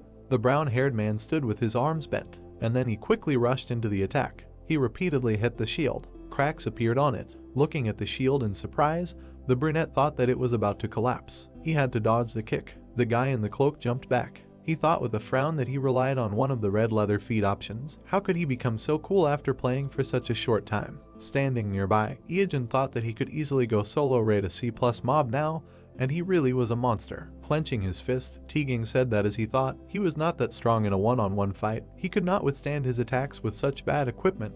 He would finish him off. The brunette held a knife in his hand, and then he smiled. In the haze, his words appeared that he thought so. Smiling, the hero said that he was wearing top-notch loot. His eyes widened in amazement. He saw a glove with a round stone and thought it was a wanderer's glove. The boy stood in a confident pose, while the hero thought that he was wearing smooth stone armor, a victory helmet and cheater's shoes. He had expensive loot, but lacked experience. His gloved hand was clenched into a fist. Evasion thought that he was a big fan of the god of battle Tegan.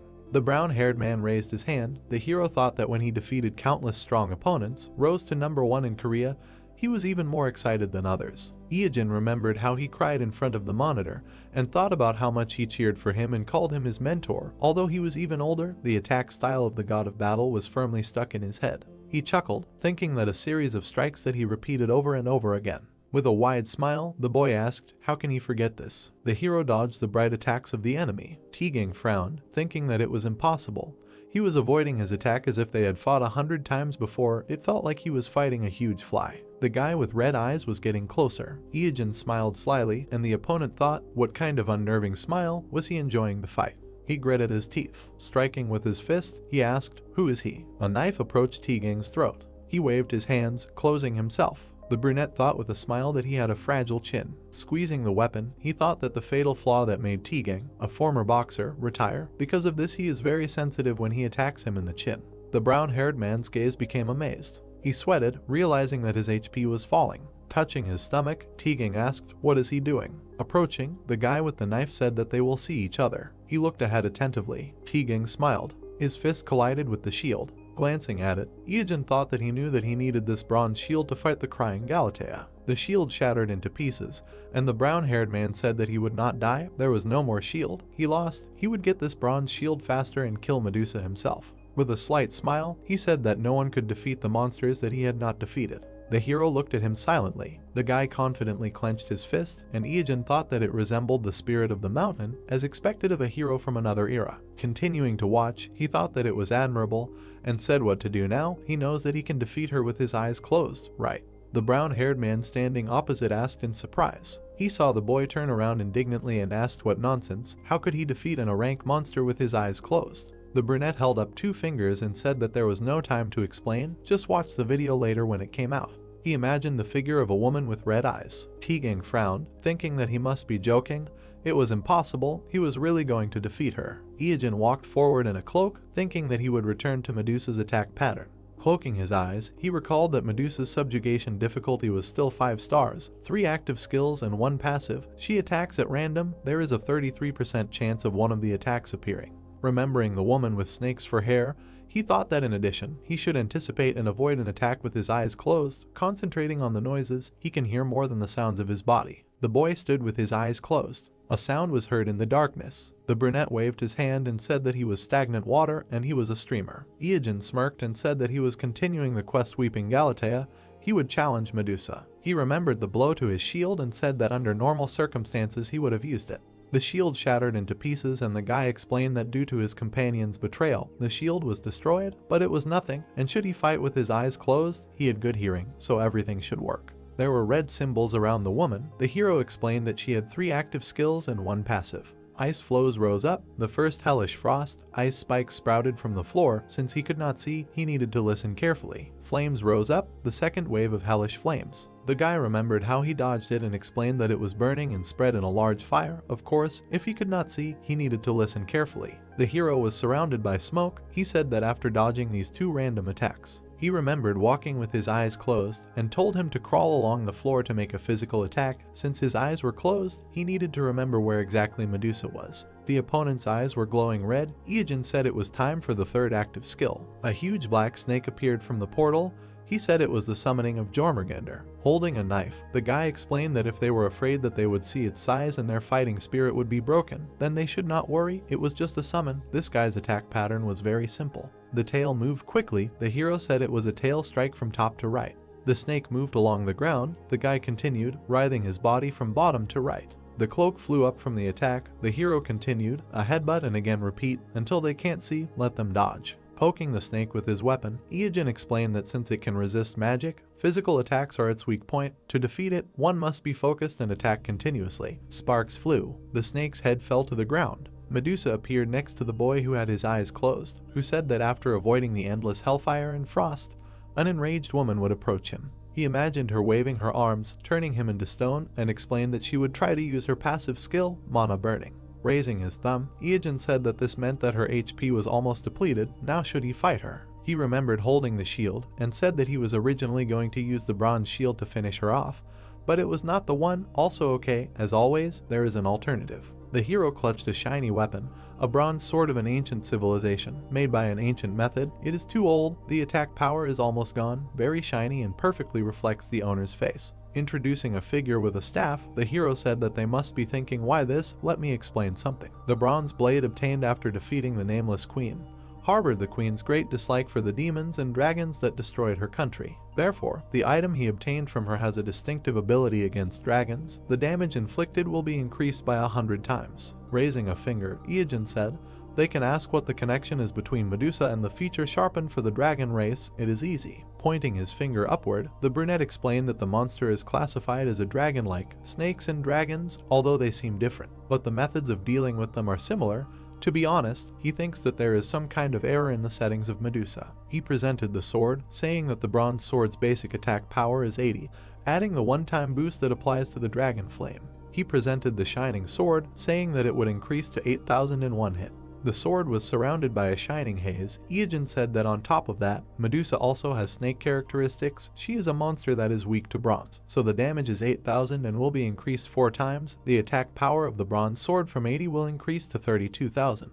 The hero swung the sword, saying that the final attack is finally here. Medusa's eyes glowed red. Evasion grinned with determination. He clutched the sword in his hand. His body turned to stone, and he screamed. A quick movement. With a sharp movement, he cut off the monster's head. The system reported that he was the first player to hunt Medusa. This was the world's first solo Medusa hunt. He was the first to completely clear the secret doll collection. Evasion happily raised his hand with the sword and said that with persistence, fortitude, and a little cunning, they completed the raid. Smiling widely, he said that it was all thanks to the companions who accompanied him. Let them remember that the body is perishable, but the soul is eternal. Stagnant water was with them. Let them subscribe, like, and press the bell. A spark of a fading screen appeared. Evasion happily raised his hand, and then indifferently lowered it. A ring with a red stone appeared in front of him.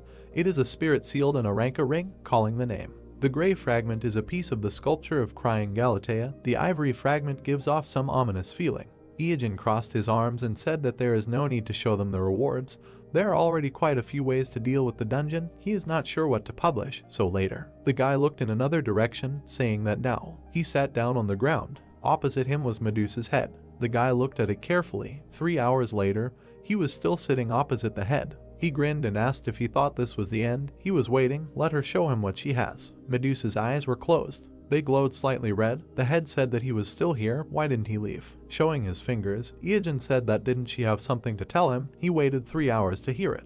The gray head was silent. Sitting opposite, the guy heard that she couldn't die like this after being deceived. Since he was the one who killed her, she was sure that he would listen to her request. She imagined the silhouette of a woman entwined with a snake and said that she was originally a human. She fell in love with a black dragon and gave birth to his child. Imagining a baby in a swaddling cloth, she said that now, on her deathbed, she can't stop thinking about this child and can't protect and leave him alone. Medusa with red eyes said that she asks to kill them and send them to the underworld to her. Wincing, Evasion asked again. She asks him to kill the child. Let him not talk nonsense. The woman's lips slightly curved into a smile. a notification about the hidden quest Medusa's mother's love appeared. The system said that the task is to kill the child, the reward is unknown, and offered to accept or decline. Smiling, the brunette said that in any case, he finally got it, another secret quest with a sequel. He imagined a blue monster and thought it was a bronze golem. He remembered a skeleton with a staff and said that the permanent queen. The statue covered her face with her hands, he said, crying Galatea.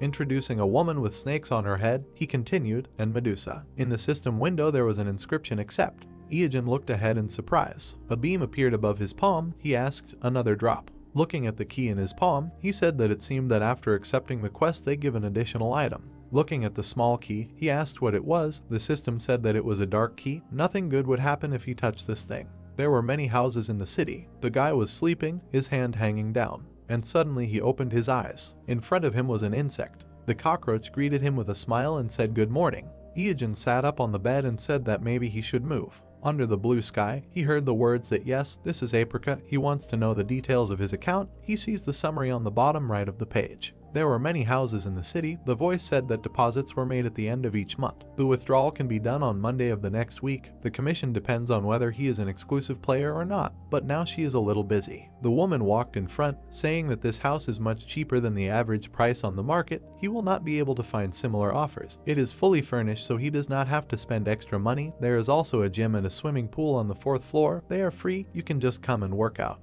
Later, she will personally send him the details, let him say his nickname. Standing in the room, Evasion said that the floor is excellent.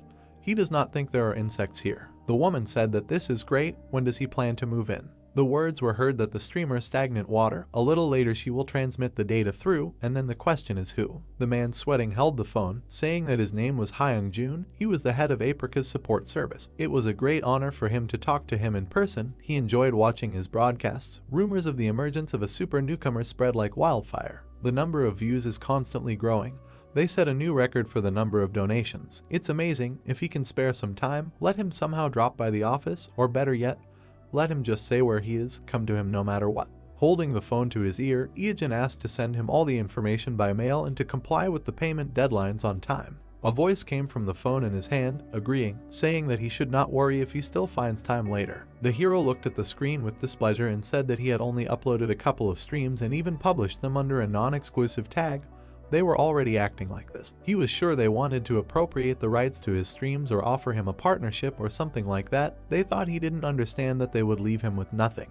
Holding a glass with a straw, he said that he had already been through this and would never fall for it again. An organization that unites players, streaming platforms, television, none of them could be trusted. He spat out the drink when something fell in front of him. There were fragments of a monitor on the ground. Looking up with displeasure, the brunette asked what would happen if an honest citizen were passing by. A scream was heard from a window on the top floor. The guy looked up, stunned. Awkwardly walking further, he said that he was not hurt, so he thought maybe he should forget about it. He could distinguish between a game and reality, so it was better to ignore it. Good coffee. Someone at the open window suggested shouting. The guy looked at the burning girl, asked why she broke a perfectly good monitor. Enraged, Dahu clenched her fingers, saying that she would kill this bad man. It was unfair.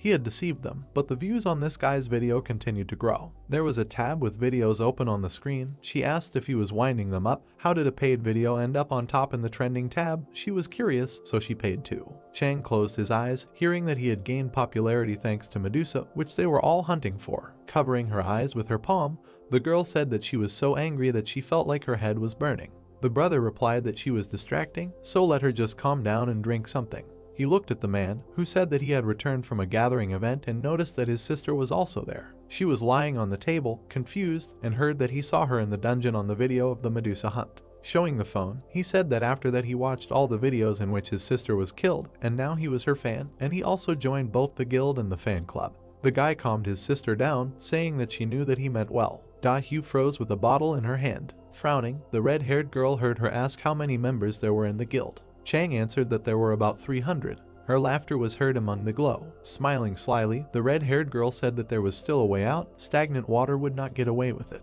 Her eye was glowing blue. The body of a monster was lying on the ground. A green body was also lying nearby. Words were heard that this was strange. The snake lay with its mouth open. The hero said it was a king cobra with sharp scales. Walking past the bodies, Evasion said, the horned lizard and the camel lechiel, all strong C+ rank monsters. Why are they all dead? He was walking through an abandoned land somewhere in the eastern hemisphere of the Den of Immorality. Looking to the side, the brunette thought that he did not think that someone would visit the dungeon before him.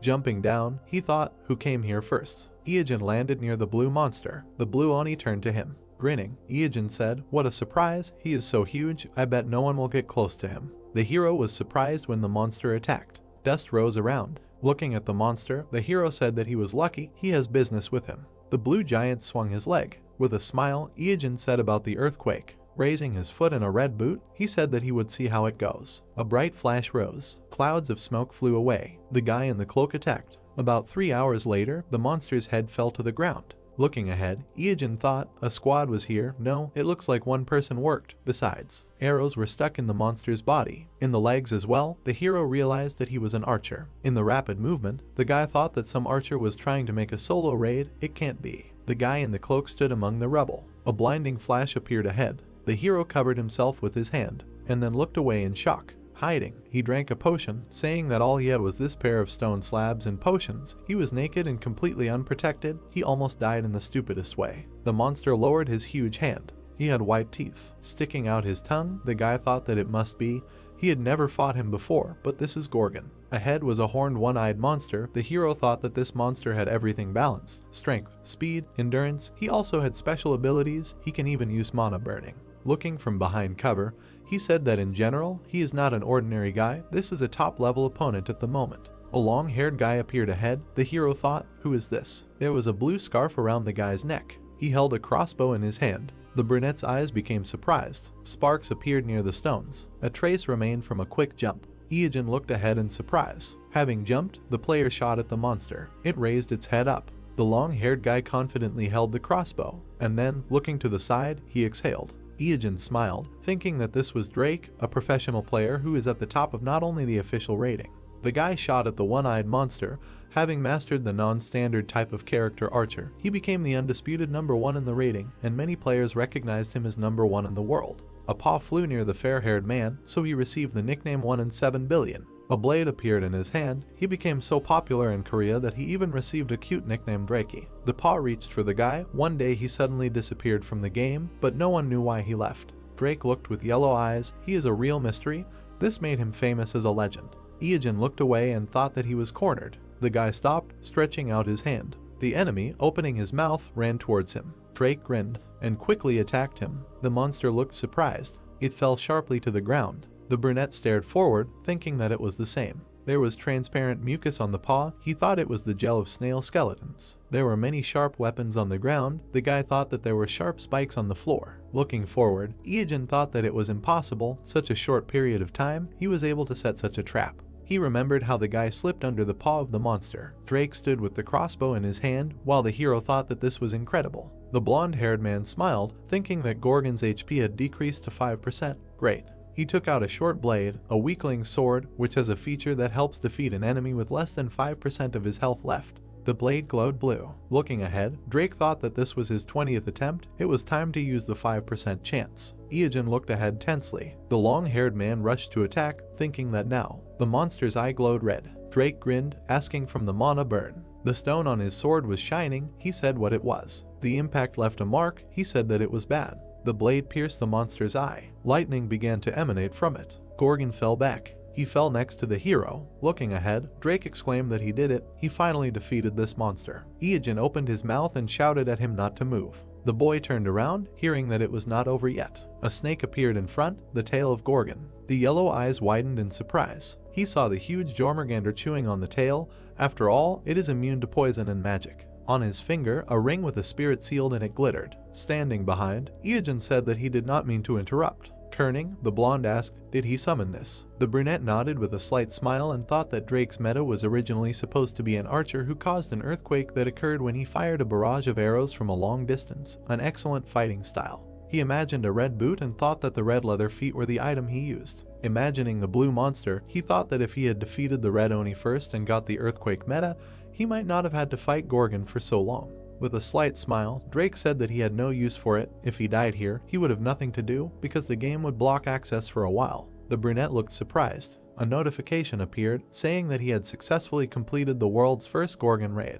The solo raid rankings were compiled. Drake in first place, 7 deaths, 182 surrenders, 62 hours 3 minutes 21 seconds. The long-haired man reached for the dropped item, a fragment of Gorgon's horn, and said that they have a saying in their family, pay back a debt twice as much and revenge tenfold. Smiling, he said that he saved his life, so he would definitely save him twice, no less. Evasion looked at him with a slight smile and thought that this was not bad. As a character, he mentally raised his hand and thought that the #1 player in the world promised to save his life twice. In comparison, the reward for killing Gorgon was nothing. On the outside, he smiled calmly and agreed, saying that he would probably use it once, probably right now. Standing next to him, the guy in the cloak said that he planned to reach the very depths of the den of immorality. Drake turned to him and asked again, isn't this the lower floor? Evasion passed by. He approached the stone building. Looking at it carefully, he thought that if the information he had was reliable, the way there lies behind this altar. A flash appeared in the darkness. It was a small keyhole. Smiling, Evasion said that he found it.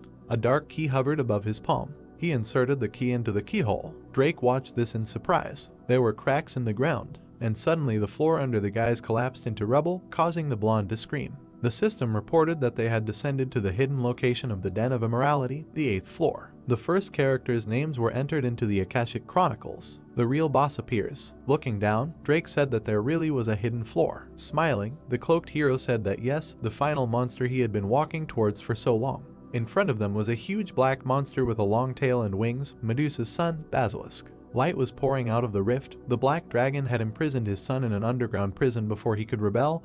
His mother Medusa he had sealed in a statue, so Basilisk was separated from his mother after his birth. The black silhouette of the monster appeared. All this time it had been building up rage towards the black dragon. Evasion exhaled and said that it was quite cruel to imprison his son in the sewers out of fear of being usurped. The black dragon is a coward. Drake added that he did not know about this hidden boss. Smiling, he said that he was excited. The brunette chuckled and clarified what he said. The guy shot down. A spark flew off the monster's armor. Drake looked away questioningly. Evasion, who was standing next to him, said that it was because of his ability called immorality. Looking down, he continued that it was a passive skill that returned 90% of the damage to the attacker.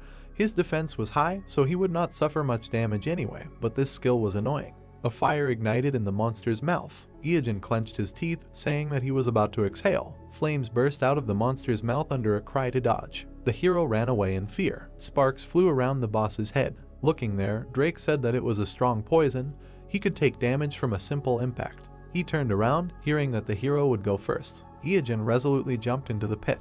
The confused brown-haired man said that the entire 8th floor was flooded with this poison. There was no room to stand. Looking ahead in surprise, he asked what he was planning. The guy in the cloak stood on the snake's body. The black snake had a red eye. Words were heard that the immunity to Jormungandr poisons was beyond his wildest dreams. Smiling, Evasion said that there would be no problem with the poison as long as he was here. Flames burst from the monster's mouth. The hero's cloak fluttered. He grinned as he clutched the weapon. Suddenly, the ground rose up under him.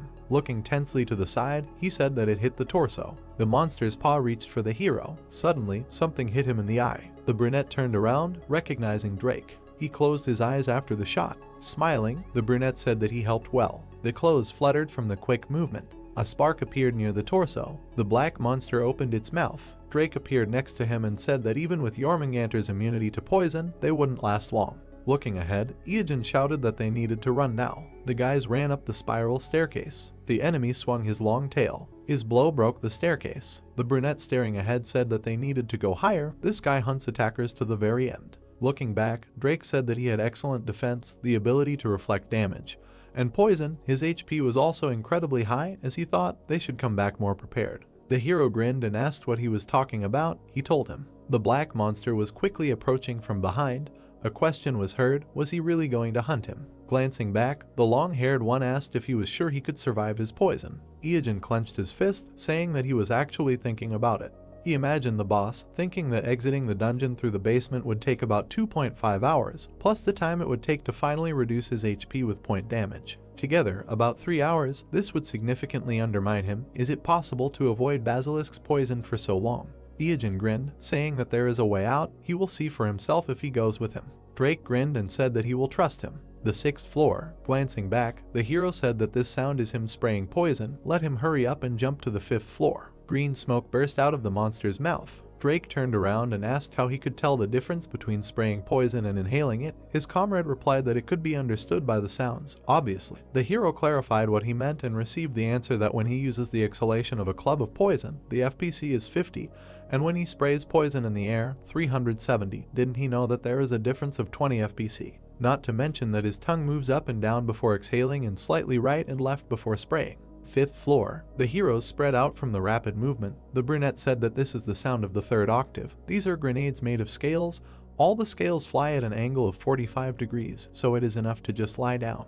4th floor. Flames flew above the guys. Drake said that every monster on this level could destroy enemies just with a breath of poison. The item said that they were all so strong that he could not kill a single one. 3rd floor. Basilisk's face appeared in the darkness. Looking down, the brunette thought that he still had 80% HP left, and in the meantime, there was less than half to go. The comrade standing behind exclaimed that he would be caught if he just stood there. Evasion turned around and said that he would take a look. He thought it was about time. There were 2 cracked columns ahead. Running up to them, the guy called there. Looking at him in surprise, Drake thought, isn't the exit on the other side? Why here? Suddenly, Basilisk appeared in front of the hero. Sparks fell. Lightning appeared in the haze. Evasion smiled, saying that it was great, just in time. A bright beam shone among the lightning. It crashed into the ground between the opponents. The monster clenched its fangs. He smiled and said that thanks to it, he could buy some time. Standing behind the blue monster, the guy exclaimed like a Pokemon that he chose it. Drake was shocked, turned around to the guy who shouted forward Blue Oni. The blue monster rushed at Basilisk. A reddish haze in the darkness. Blue flashes appeared. Red and blue zigzags merged. The system reported that the fusion of items was complete. Blue Oni stood in front of the monster. Smoke surrounded its muzzle. Drake looked at the brunette in surprise and asked if he had really thought this through, to which he received the answer that of course, fortunately, they arrived just in time for the Blue Oni to regenerate. Looking ahead, Evasion declared that he would simply attack everyone in his territory, even if that creature was Basilisk, which was 10,000 times stronger. The black paw squeezed the blue one. The hero thought that besides, its strength was enough to mistakenly classify it as a rank higher than C+. Basilisk squeezed the Oni's hands. Evasion thought that he hoped. Black fingers squeezed the wrist. The blue monster screamed. The boss opened its mouth. A stream of flame burst out of it. It surrounded the head of the screaming monster, and then everything disappeared into the haze. Basilisk was standing next to the remains of the skeleton. Evasion quickly ran forward, saying that great, he bought them 10 seconds. The heroes ran up the stairs. The guy thought that Basilisk's HP was now 50%. They had fallen significantly. Turning back, he thought it was worth a try. The monster was smashing the steps. The 1st floor. The guys stopped in front of the huge boss. Drake said that Basilisk was still alive and kicking. It was a shame that they did everything they could. His comrade giggled and asked what he was talking about. They had exhausted themselves so much to get here, could they give up now? He imagined the image of the red monster and thought about his secret item he had patiently prepared all this time. A blue monster appeared in his memory. Imagining the fusion of blue and red, the hero thought that his finest hour had come. In front of him was a boot. The system reported that it was the skin of the legs of Jormungandr, rank B+, attack plus 500, movement speed plus 50, and the ability to use the earthquake skill. These shoes were created by fusing the skin of the legs of red and blue Oni. The boot was put on the hero's foot. With a determined look, looking forward, Evasion said that his preparation for a full-scale dungeon raid was finally finished. Everything was going according to plan. He raised his foot, shouting for him to taste the most devastating area of effect attack that monster's capabilities could offer. The eye on the boot glowed. A scream was heard. It was showtime. Rock debris flew up. There was blue smoke in front of Basilisk. Then he fell into the abyss. The monster fell along with the debris. Looking down, Drake made a surprised sound. Standing next to the rift, he said that this was a terrifying force. The monster's body disappeared into a bright haze. The hero explained that the Den of Immorality is essentially a deep hole between each floor. A lot of space. Basilisk fell from the 1st floor to the 2nd. Wouldn't that cause a huge decrease in HP? The impact caused many cracks. The guy continued that during the fall, his immorality feature would reflect damage to everything around him. Looking down, the brunette continued that the floors were already weakened due to Basilisk's rampage, and his poison was everywhere. Now all this still affects the attack, so while the floor under him will collapse, this is behind the floor. The puzzle monster fell among the rubble. The guy continued, falling lower and lower. He continued to fall into the darkness. Looking down, Evasion said that with each floor he would lose a lot of HP. A crack appeared from the impact. Stones flew up. The monster lay among the rubble. The rubble quickly fell down. The hero continued that the floor would collapse up to the 8th floor. Flying among bright flashes, the monster fell to the ground. The hero explained that in the end there, where it all began. And up was raised a black hand. Looking at the cliff, the brunette said that it will take this guy a long time to get back up again and thought that by then the point damage from the chisel should finish him off. Hearing, he continued that from now on it is a battle with time. The guys looked down carefully. Pointing a finger forward, the hero suggested throwing down rocks just in case while they wait. Stroking the snake on the muzzle, Evasion said that he was quite a useful ally. Drake looked ahead. He was absolutely useless and thought that it was necessary to grab popcorn. A notification appeared that they were the first players to complete the basilisk raid. They were the first to clear the den of immorality, completed the hidden quest Mother's Love Medusa, and killed the child. Here is the reward. An image of a black armor appeared, which was called the Heart of Immorality. It is an A+ rated armor with plus 500 defense and the ability to use the unique skill Immorality. It is made from a perfectly tailored and perfectly dried basilisk heart skin. Evasion chuckled, thinking that this is a great drop. He never thought he would get something so unexpected. Now he has to go down to the 8th floor again. Drake looked at him with a smile, saying that he did nothing, so he feels awkward about his name being written in the raid clear. He got the title thanks to hunting basilisk, but not a single item due to his low contribution to the hunt. The brunette retorted that no, it was great for an impromptu team, but that's later. Since he doesn't know the layout of this dungeon, will he help collect the dropped items? Looking at him with a smile, the guy said that there was no need to ask. If anything, there was something else he wanted to do.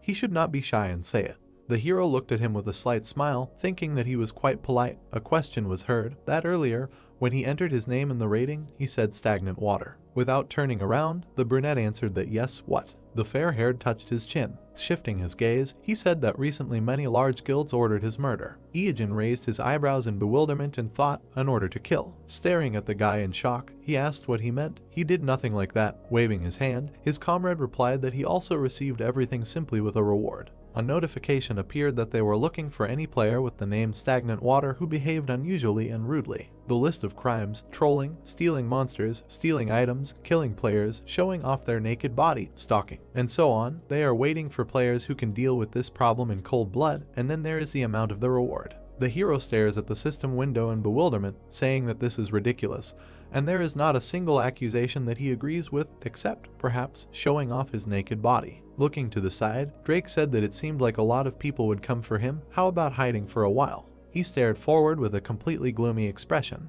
and then he chuckled. A shadow fell on his face and laughter could be heard. Evasion smiled slyly, saying that they wanted to catch him. It was so cute. He imagined an image and many birds, thinking that imagining the faces of all these newbies who would surround him like chickens, wouldn't it be exciting? Drake was surprised to hear the guy say that before these chickens grew into fighting roosters. The brunette stretched out his palm and asked that getting rid of them early wouldn't be such a bad thing. Among the sands of the harsh B-rank desert, there were black thorns. Sparks flew around the monster. The man clenched his fist, shouting that he was the one who caught it. Let him give it to him. The man with the sword replied that he should take his hands away, or he would cut them off. Pointing his finger, the man asked if he shouldn't apologize if he bumped into someone. Replied, why would he? He bumped into him, wanted to fight. The crowd cursed and pointed their weapons at each other. A quick movement and a shout to everyone. The people turned around in surprise, hearing that they hadn't forgotten why they came here, right? The guy holding the mace, hearing how they were told not to waste their strength. The silhouette of the platform appeared ahead. The girl with the microphone raised her hand, shouting that today they had a common task and only one goal: to kill stagnant water. The red-haired man exclaimed in surprise that it was the leader of the UD Guild. The second exclaimed that it was the beautiful boss. Dahu held the microphone, shouting that they would not lose precious HP by fighting against each other. Who should they point their blades at? The men resolutely shouted stagnant water. The air echoed with a shout in response to the question, who should feel them together? The red-haired girl shouted, who is the bad person they are going to kill? The men raised their hands and shouted. Clenching their fists, the people cheered, shouting the hero's name. The man with the sword asked how she found so many people. He knew that the squad they hired, the secret fan club, was here, but there were no more than 100 people. Here there were more than 500. Dahu put her hand on her hip, saying that it was not only them. Many Chinese tops came too and heard the question, why? She introduced the man on the throne in front of the information window and said that recently a Chinese rich man named Yungxi personally announced a large reward for this bad guy's head. She thought the Chinese players were unhappy with the Koreans taking the initiative. There were sparks in the pink smoke, and words were heard that there were 3 major forces here: the UD Guild, the Incheon Alliance Guild, and Yungxi's bounty hunters. The girl chuckled, thinking that all these people gathered here to catch stagnant water, even embarrassed by how much stronger they are, but they will get rid of him with confidence. Stepping forward, she said that thanks to him, they will be able to find him. As the guild leader, she is grateful and turned to Drake. The blonde looked at her determinedly, saying that they had to team up for a while, so he knows a little about him. Looking at the guy, the redhead said that she understood what he was getting at. Speaking of which, how did he know his current location? The guy with the blue scarf replied that he was stalking him. He got the information from the player league. Crossing her arms, Da-Hyu asked what he wanted in return and received the answer money, to which she asked if she planned to kill him and get a reward from both them and the Chinese. Shifting her gaze, Drake said that due to some circumstances, he could not receive a reward from the Chinese. He would transfer the entire amount from their guild, so let him pay him everything. The girl looked at the hero carefully. Imagining the guy with long hair, she thought that Drake was not in the official rankings, so she did not know his level. The guy dodged the claws. She thought that he was already famous in the underground gaming world. She imagined him with a determined look, thinking that as long as he did not oppose the Yudi Guild, this could work. The girl said that it was fine, as long as he definitely finished him off. Turning around, she said that they would see each other later, but the guy stopped her. Da-Hyu turned around. Smiling slightly, the blonde man asked, was she by any chance planning to kill him and be done with it? The next day, clouds were floating above the desert. The warriors with weapons gathered together. Clenching his fist, the guy shouted for him to come out already. The red-haired man chuckled, saying that they would incinerate him and cook themselves a roast. Da-Hyu held the scroll, thinking that she had spent a lot of money to get this scroll. A lightning strike, she could not let him die until she personally pierced him with her sword. A bright spark appeared in front. More and more. The girl pulled out the melody surrounded by lightning, shouted a death wish. Lightning came from the hands of the warriors. A green ball came from the man's palm. A bright glow went forward. There was a bright flash. The girl looked ahead tensely and thought, did it work? Clouds of dust rose up. Among them, the silhouette of a pile appeared. The amazed players looked at it, shouting, what is this? The girl looked at it in shock. There was a neat pile of shit. Then it disappeared. Dust rose up. Then a lying camel appeared. The man looked at it tensely, exclaiming, what is this? The blonde man in a huge mask exclaimed that he thought he saw a huge poop, and now there is a camel. Did they attack a camel? Frowning, Da-Hyu thought, it can't be, they got false information. She used an expensive scroll just for the sake of it. Suddenly, her eyes widened in surprise. She thought, what is this? An earthquake. The sand hills were really shaking. The cloaked brunette who appeared said with a laugh that they had asked for it.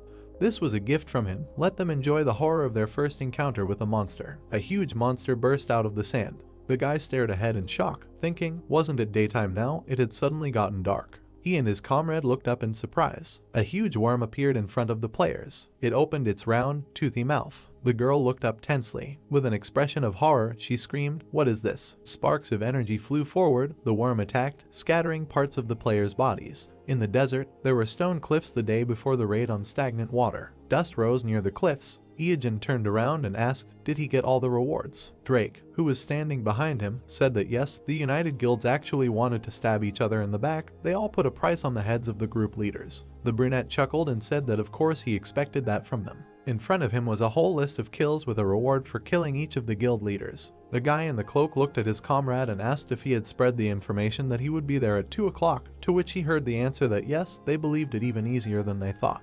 The brunette continued that he was not affiliated with any of the groups, so they should believe that he had no reason to lie to them. As long as he was fighting these 3 guilds, tomorrow he could remove the targets from the list and get the reward. A question was heard in the sandy desert, is this what he planned? Drake looked at the guy, saying that there were already hundreds of people gathered there. Tomorrow there would be even more. Each of them an experienced player, and they all gathered to kill him. Yungshi from the Chinese player base only made things worse. Yellow eyes widened in shock. Evasion closed his eyes with a smile, saying that the name is made up of a part that means snort and a part that means won't tell. Sticking out his tongue, he slyly said that therefore, if someone wanted to know his name, he would have to say that he wouldn't tell. Drake looked at him dumbfounded, and then opened his eyes wide, that it was him, wondering what he was going to do with the crowd that had gathered. The hero replied that he would understand tomorrow. A bloody camel was lying on the ground. A swift movement. A 50-meter-long plus-rank sandworm was scattering the players' body parts. The red-haired man exclaimed in shock, where did it come from? The players clutched their heads in fear, screaming. Chang frowned, ordering everyone to attack. In front of him was the round mouth of a monster. The people felt an earthquake, and they fell sharply into the abyss. A huge worm towered over the desert. A cry was heard that the monster was causing an earthquake. The blonde man in the huge mask cursed in confusion. The brown-haired man asked with tears on his face, how should they persuade the melee squads to lose their lives in such a way? Da-Hyu, who was standing behind them, exclaimed at them not to panic. With a determined look, she shouted that it was an earth or mud type monster, which meant that the damage from ice increased 4 times, let the magicians use ice attacks at once, and flashes of bright lightning flew. The man hit the monster with an axe. A cry was heard to gather all the guild members. The crowd gathered around the monster, hearing that it was rank A+. Sparks appeared on the monster's body from the attacks. Swift movement. The girl stretched out her hand, ordering to defeat it. The guy added that after spreading the news about the monster, they received more advantages. He grinned slyly and said that when the people who started the battle would soon die, a new wave of the team would end up taking their place. The leader said with a grin that they still had a lot of shells. Lightning surrounded the worm. With a determined look, the girl shouted that just a little more. The gray-haired man addressed her, saying that she was slowly moving into a defensive position. Tiik grinned, saying that if they could support the attack, it would definitely not hold out. Rubbing his nose, he said that to be honest, after the mission was over, he had something to tell her. Da-Hyu was surprised to see a spark flickering. There was fletching sticking out of the ground. She said, "This arrow." Turning around in displeasure, she exclaimed, "Drake." Gritting her teeth, the girl said that even if he couldn't kill stagnant water, why kill Tiik now? Now she would have to team up with someone else even if they were almost all dead weight. She saw the arrow hit the guy and exclaimed, "About her brother." The girl turned around in shock. Behind the rock was the figure of a guy. Drake was holding a weapon. Looking at him in shock, the leader cursed, shouting that he was originally on stagnant water's side. A spark came out of the weapon. A swift movement. Evasion in a black cloak said that if even a newbie like him managed to defeat the sandworm, this kind of pinpoint approach works well. He imagined the lying pile, thinking that stagnant water did not realize that he had summoned Jormungandr to hide, thanks to its immunity to magic. Introducing the camel, he continued that for a monster, it had low physical resistance. Things would be a lot easier if they had an archer. Thinking that in the midst of the confusion, he attacked and awakened the sandworm. As those with bounties on their heads, they should have come for it, but now the crowd of newbies seemed to be delayed. Clouds floated across the sky. The monster's mouth was black and scorched. It scattered into ash. The monster fell on its side. The players watched in surprise as it fell next to them. The man in the helmet asked in fear, "Did it work?" The blue-haired player exclaimed, "Was it defeated?" The people raised their hands joyfully, shouting that they did it. They defeated an A+ rank monster, they won, but suddenly the answer was no. The ground beneath their feet shook again, and they exclaimed again. The armored men looked at each other, asking, "Is it still alive?" A leg in a blue and red boot appeared. The hero said that they did not win. The guy in the cloak grinned. Surrounded by sparks, Evasion said with a smile that he won. The armored men asked with displeasure, "What is he talking about?" Standing in front of the hero, they exclaimed, "Does he want to take their loot?" The brunette grinned, thinking that he could not do this if they did not help him complete the task. His eyes widened. He thought that he could not believe that he actually defeated the sandworm. In his past life, he was defeated for the first time 5 years after the release of the game. He thought with a smile that now only 6 months have passed since the launch, that's 10 times faster. The hero turned around when he heard his name being called. A figure with a sword was approaching him. Surrounded by lightning, Da-Hyu shouted that he had lowered his defense. The girl hit the hero in the chest. Da-Hyu opened her mouth, screaming that he had weakened his defense. She hit the guy with her sword, wishing stagnant water death. Smiling evilly, the girl said that his defense was poor. She was surprised, barely managing to finish, that he would not survive with such a thing. The sword surrounded by lightning touched the armor. She thought that his skin was covered with something black. Sparks flew, a calling sound was heard. Looking down, Evasion asked if she was not looking at someone's body too openly, so shameless. Red rays threw the girl back. Throwing her head back, she screamed. Looking up in shock, Da-Hyu thought why she was taking damage. Could it be that this was a reflection of the damage? The black spikes glowed red, and then they began to dissolve. Looking down, the brunette exhaled. Information about the armor of the Heart of Immorality appeared. Looking at the black palm, Evasion said that it was a bit of a worry, but this relic was amazing. The trait of immorality reflects over 90% of the damage dealt to the attacker. The guy in the cloak heard someone excitedly exclaim that he was alive. Drake looked at him, asking if he hadn't been critically hit. How did he even survive? Evasion replied with a smile that it was nothing. You could say that he was fully armed. The edge of the cloak fluttered. The hero said that since all the guys who attacked the sandworm were killed. The wind fluttered the cloak. The hero continued that the pinpoint damage he dealt finished off the monster, making him the only player to defeat it. Standing next to the monster's body, the guy said that thanks to this, he received another amazing item. The information said that this was a sandworm skin of rank A+, can use the unique traits of foul play and tenacity. The boy imagined himself standing in front of a flaming ball and thought that the sandworm's passive skill known as Fortitude would activate if the user of the shroud had full HP before taking damage, and would always leave 1 HP if the user took damage exceeding 10,000 HP. In other words, even if a meteorite destroyed the entire planet, he would survive with 1 HP left. Evasion drank the red potion, saying that with 3 items like this, he wouldn't even need any more regeneration potions. The empty container flew away. The brunette clenched his fist in joy, mentally rejoicing that he got 2 of the top 3 items he was aiming for. He twirled around happily, telling Drake that he was in good shape, let him watch carefully. "Isn't this cool?" He replied that all he saw was a pervert in a black leather suit and cloak. The guy crossed his arms and said that he would definitely not be boring, so he would continue to follow him. Evasion smiled. The guy introduced Dahu and asked if he had noticed that she was very skilled. She was able to dodge all of his arrows, escaped, and even tried to deliver the finishing blow. Evasion turned around when he heard a demand from behind him to stay put. The figures standing behind the monster's body were indignant that this was their sandworm, first dressed as a pervert, and now wanted to carry off their prey. He could not steal their reward right in front of them. Evasion looked back with displeasure, saying that they were hiding from this monster, but showed up to complain. Throwing a cloak over his comrade, the brunette said that they were leaving. The player stepped on the monster's body. His face became surprised. He asked where they went. There was only desert sand ahead. The guy said that they dissolved. The wind drove the dust. There was a brown cloth on the sand. The boys hid under the sandworm's skin, which reduces the chance of being noticed by the player or monster by 50%. Evasion said that he was sure that they were newbies with 6 months of experience, so this disguise was enough. Now they could go to a safe place to log out. The heroes looked ahead carefully. Lying under the skin, they both thought it was awkward. Under the sky, the hero thought that because he was technically naked, his stomach was growling too loudly. White clouds were floating in the sky. There was a sign on the brick building. From the video on the screen, words were heard that this was the end of their review of the Red Oni, one of the 3 main bosses in the newbie area. Next time he will talk about the long sword of the Needle King Cobra. Let them not forget to like, share the video and subscribe. It was stagnant water, disconnecting. The guy with the phone exclaimed how cool he was. The other said it was amazing how he could explain things so well while fighting an Oni. The student sat with his head on his hand. Teagang turned around when he was called. 2 guys approached him. With an indifferent look, the professional player of the K1 Soul branch asked what they wanted.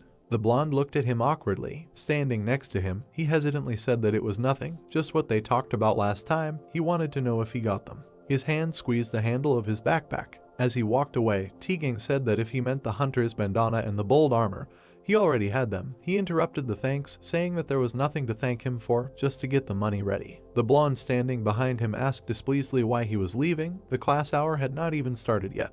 Looking after him, he sadly thought that he had hoped they could play together. White clouds floated across the sky. Teagang looked ahead with dissatisfaction, saying that he couldn't continue to earn so little. Professional gamer groups forbid their members from participating in other commercial projects. He walked with his hand in his pocket, thinking that the regulations monopolized the players. Because he dropped out of school, he had nowhere to go. He walked down the city street, thinking that when he tried to stay in the dorm, it was annoying because everything the older ones did was gather all the younger ones and make them do everything for them.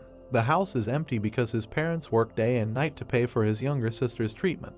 There was a bright building ahead. Teagang thought that he wanted to debut quickly to participate in tournaments, but with his history and the school's interference, even that would be difficult. He closed his eyes and said that since he was a rookie who hadn't even debuted, he couldn't get anything from sponsorship or advertising. He had to earn money somehow. Something black was flying quickly. Teagang caught it with his hand. He looked at it and asked, "What is it?" He was holding a blue poster of the East Pacific ship, Toto League, which said that there was a cash prize of 1 billion won and that they were looking for the best young professional players in Korea. If you wanted to bet, all types were allowed. Feel free to call, come and become a superstar. White clouds were floating in the sky. There was a car parked not far from the house. The woman in pink was shouting discontentedly, so this is how he decided to spend his father's inheritance. The man in the tie reminded the older man that he had said that he could get a bigger share. The man angrily shouted that he had his own needs too, if he had forgotten, and besides, he was the oldest of them. He should give them a bigger share. Evasion heard someone shouting with an awkward smile. Did they think that this conversation was not only about them? The guy held the phone to his ear, thinking that for the first time in a long time he decided to come visit his uncle. On the phone, he was told that a memorial service would be coming soon, so he needed to come at least a week before they arrived. The displeased uncle asked the hero if he thought he had crossed the line. The guy awkwardly asked again. The man opened his mouth in displeasure and shouted that he was already at the age to go to college, find a job and become completely independent.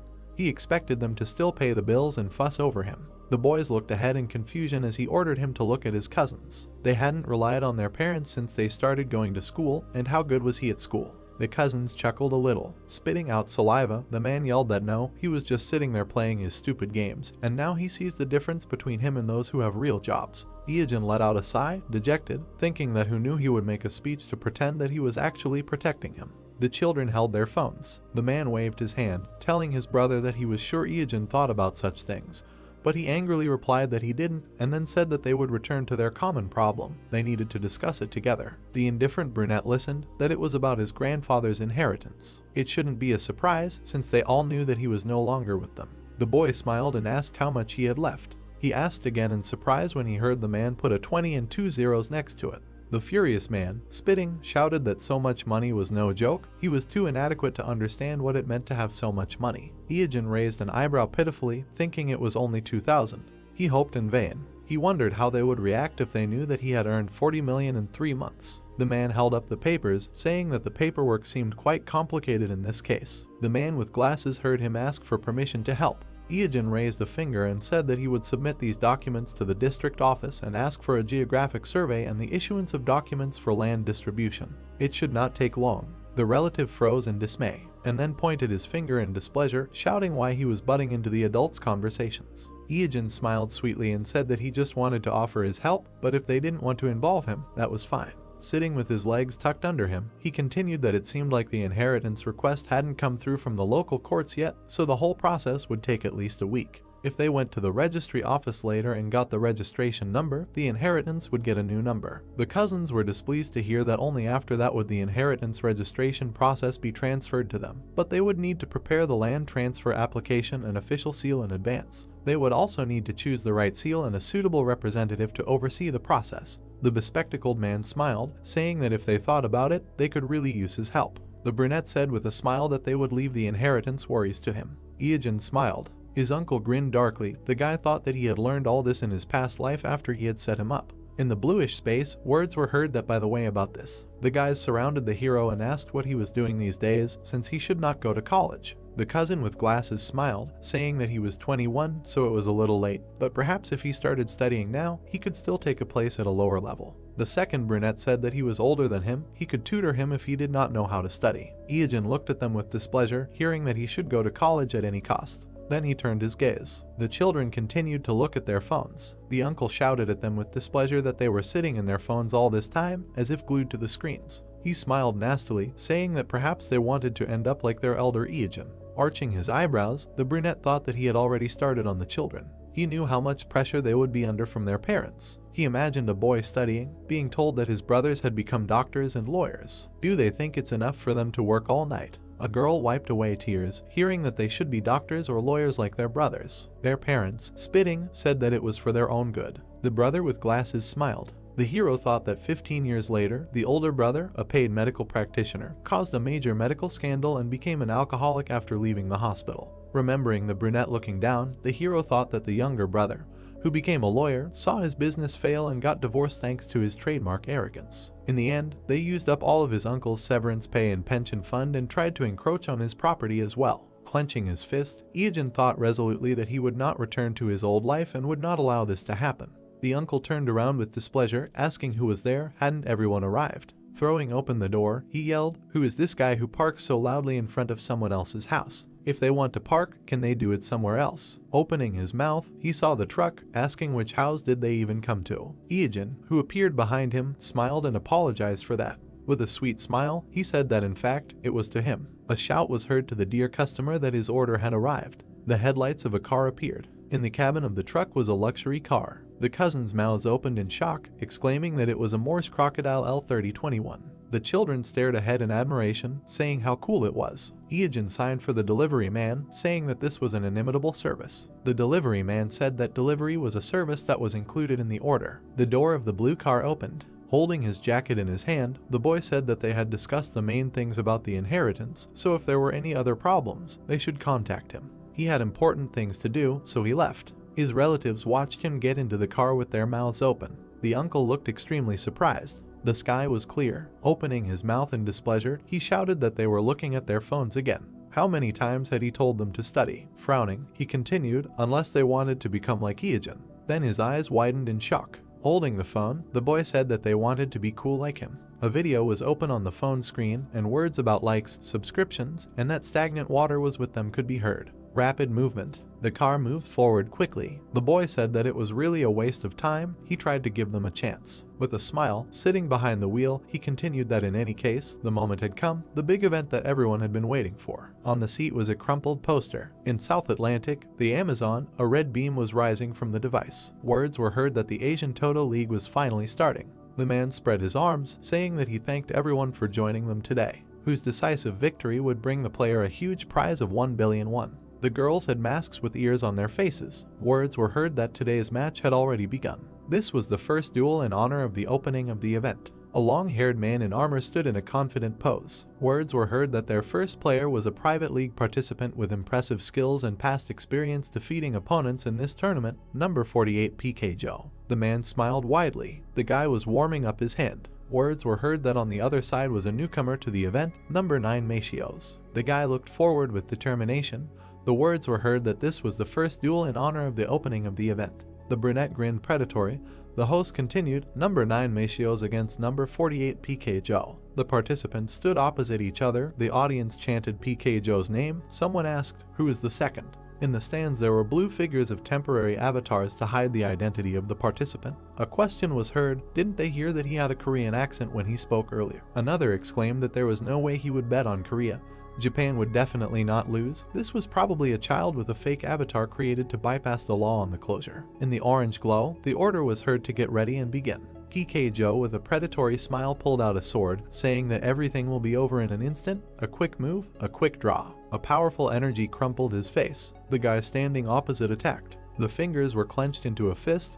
The man thought he couldn't even react. T-Gang looked forward resolutely. The brunette frowned, saying that he was an impudent child. A bright flash came from the attack. The brown-haired man hit him in the side. A glow appeared next to PK Joe's face. The blow threw his head back. The screen showed the intro that number 9 Machios had won. A scream was heard that it was incredible. Against all expectations, the fan favorite PK Joe had been defeated. Number 9 Machios had won. The guy was standing next to his prostrate opponent. The spectators in the stands were discussing where he came from. Someone was betting on him. The chances that he would lose were 8 to 1. The brown-haired man frowned, thinking that this was to be expected. In tournaments like this you have to hide your identity. So the standard attack patterns of fake avatars are used. A bunch of nameless ones who awkwardly adapt to unfamiliar equipment. No problem, the victory will be his. A red beam emanated from the device. The host said that it was unpleasant to lose money, but they should not be so sad. Now he had better try to win the next fight. Who will be next? The guy smiled, thinking that out of a total of 50 participants,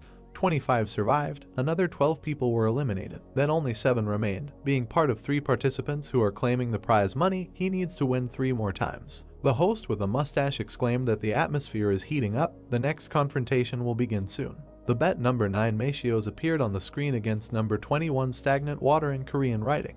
The guy's eyes widened. He said not to tell him that this guy is also here. A man in a black cloak appeared. There was a black mask on his face.